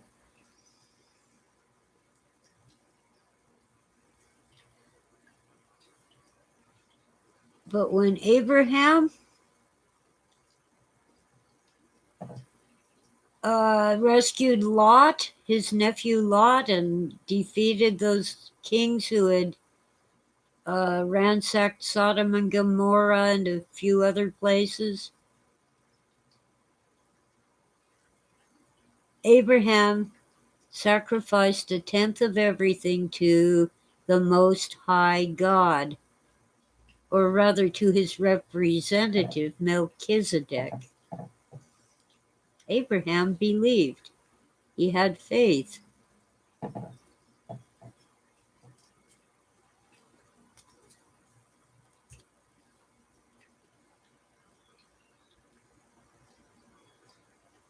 The get out of jail free card. Yeah, I've played Monopoly Vegan.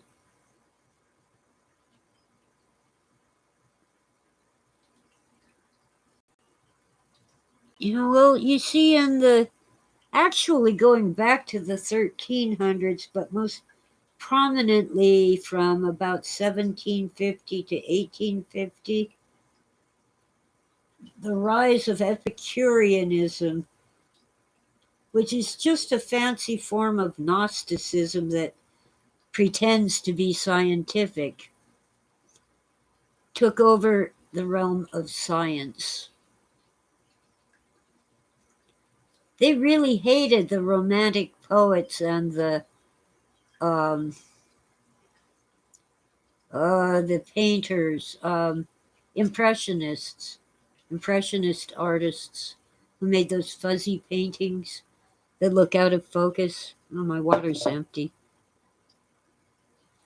Their God is not a person. Their God is a thing, a force. Use the force, Luke. Well, in Gnosticism, you can't even use the force. It's way out there somewhere. It doesn't care about you. It doesn't even know you exist. It's just making things for its own entertainment. And it's both male and female, but it's also neither. And this is what the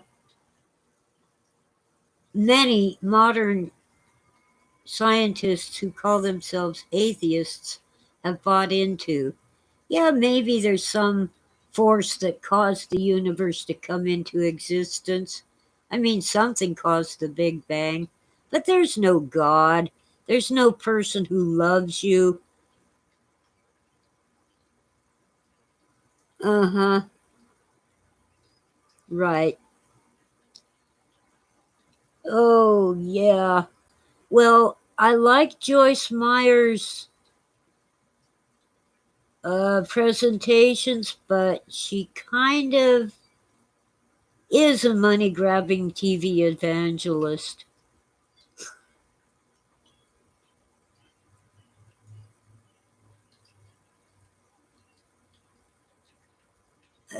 Kind of is. And there's some scandal involving her that I've forgotten the details of. But when she got into basically this idea that you can just um, manifest what you want, I kind of backed away because you can't just manifest wealth. You have to go out and get a job or beg your friends and family to give you money. Yeah, and beg strangers too. There are people on the streets, even here, who go out and beg on the street corners all day long,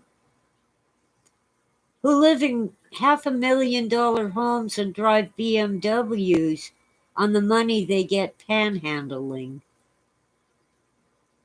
But they dress up in dirty rags and go out on the street corner with a sign, need food, will work for food, and it turns out they never will work. Let me get some water. Ah, dum de dum, dum de dum de dum. Oh, Lord, give me water.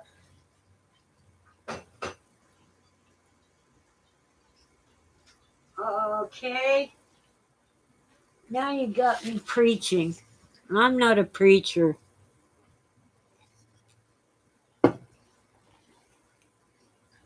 Yeah, thou shalt not tempt the Lord thy God. That's what Jesus said to the Satan out in the desert.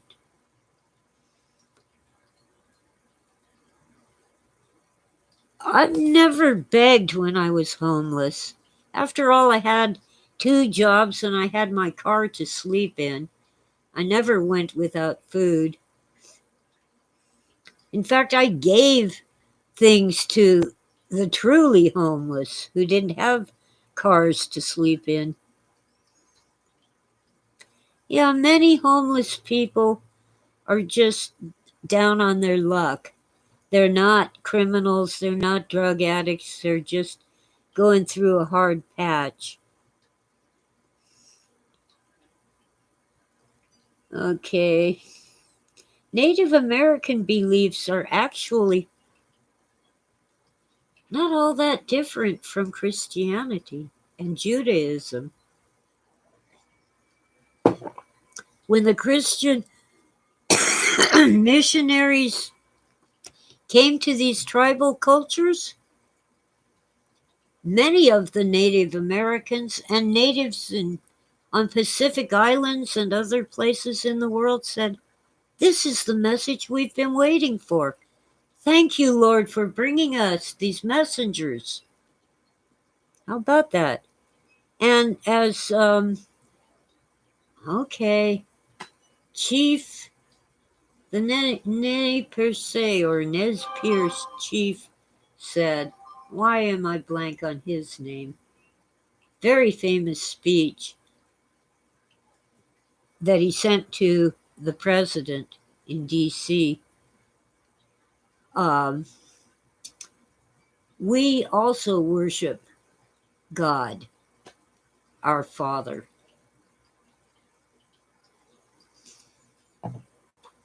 Chief Joseph.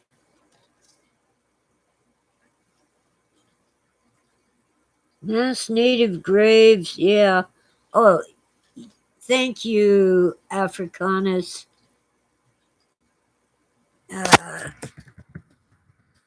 It came to me before I saw your post.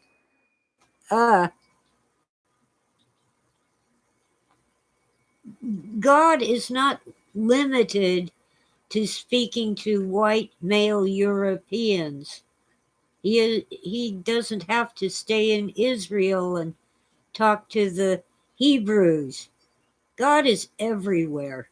And he talks to anybody he wants. He's God.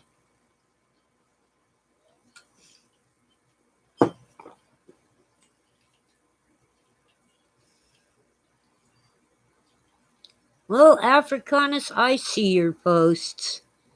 If you go to the top where it says top chat and switch to, what do you switch to? Well, it isn't available for me, of course. You switch to all the chat. You should see your post. I'm almost done here. I've gone on for 2.5 hours.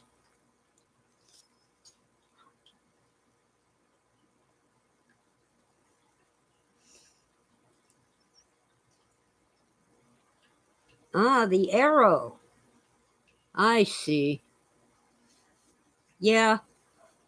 Well, anyway, sometimes I type a big long comment and then discover that my cursor was not in the box and I was wasting my time. Anyway, I'm sure there are non-human people among us. I'm not convinced that they came from somewhere else. They might very well be native inhabitants of the earth. Or they could be people returning from our colonies that we established on other planets in ancient times. Who says they have to come from Alpha Centauri or the Pleiades or Sirius? Why can't they come from Mars or the planet that blew up? That isn't so far away. Some of the earliest contactees claimed that their alien friends came from Venus. Now, Venus appears to be uninhabitable, but maybe they came from Venus 10,000 years ago. Who knows? Maybe they were human colonists who, I'm going to use a bad word, they evolved separately. They adapted to their environment, which was not the same as ours. So they are different genetically, but they're still humans.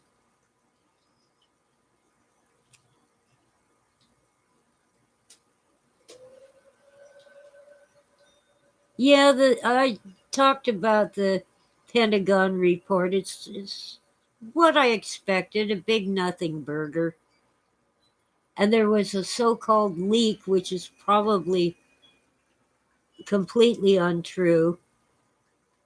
From what I've only heard summaries.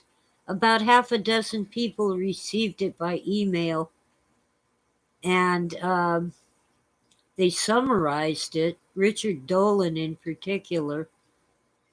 Jimmy Church had the sense not to talk about it. He received it too, but he was highly skeptical. But there's this among the Pacific Islanders, like Guam, Samoa, Fiji, all those islands near Australia and New Zealand. DNA studies have shown that they have traces of some other human species, still human, but not us, not Neanderthal, not Denisovan, not anything known. Or what's the other one? Florensis, the Hobbit. Um, their DNA has sequences that suggest there was another human species that was close enough they interbred with us, kind of the way that dogs, wolves, and coyotes can all interbreed, but we consider them separate species, even though the original definition of species was if you can interbreed with it, you're the same species. If you can't, you're not. So, like donkeys and horses can interbreed, but mules are sterile, so they're considered separate species.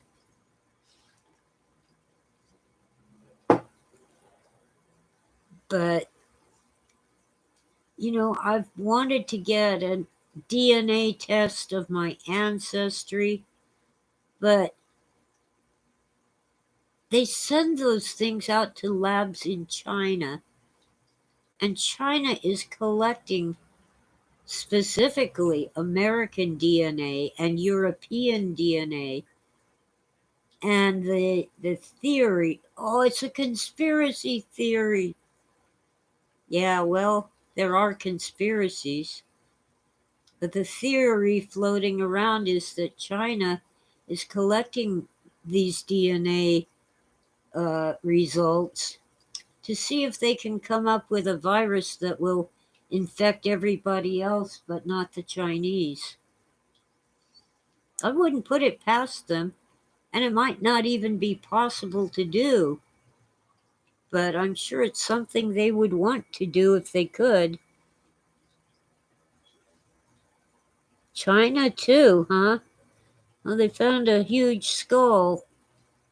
Yeah, oh, and I don't buy the thing about, oh, these people saw a mammoth skull and thought it was a giant human because, how was that? They mistook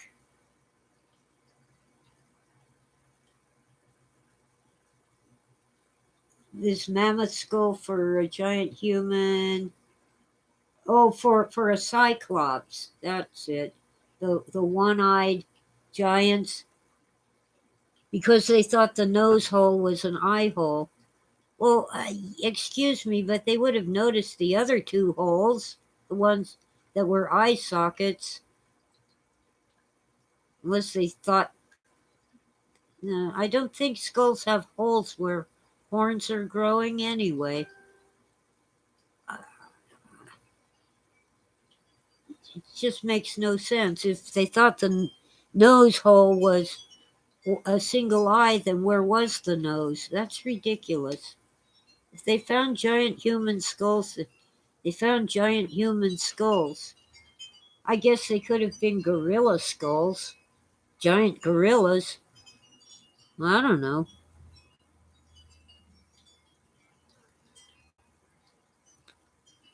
Yeah, I think the Nephilim are on vacation in the depths of Tartarus where they can't escape until someone lets them out.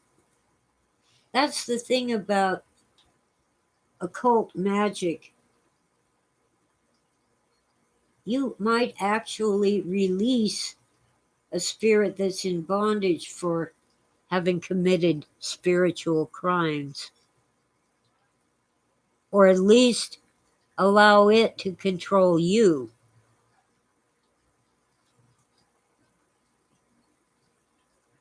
Oh, yeah. Uh, Richard Hoagland also believes that Mars was hit by an atomic blast. It's possible. It did lose its magnetic field, too, and I can't think of a better cause for losing the magnetic field than nuclear radiation. Anyway, I've been on for over 2.5 hours, and I know some of you just got here, but I can't stay much longer. Just remember, there are weird things in the sky, and we don't know what they are. That doesn't mean that they're flying saucers piloted by little green men or gray aliens, but there's something up there, and I'd like to know what it is. Now, I'm running out of my so called high speed internet, but I'll try to save enough to actually be live next week. If I can't, what I have to do is record something on my phone and upload it. Well, thank you. What I think about one of my biggest fans, Tora, my kitty cat, Tora, decided not to greet her adoring fans today.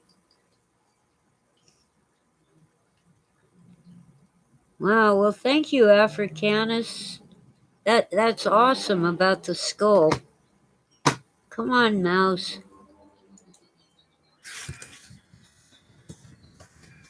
But I gotta go, but I will leave the video up for your viewing pleasure at your own on your own schedule.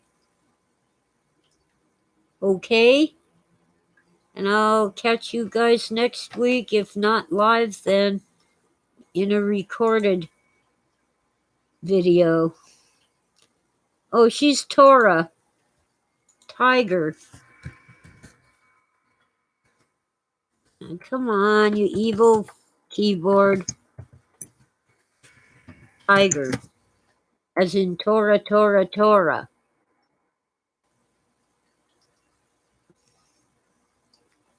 This week, my brain is almost working and I know who Africanus is, but I believe that person wants to maintain on anonymity, so I won't say.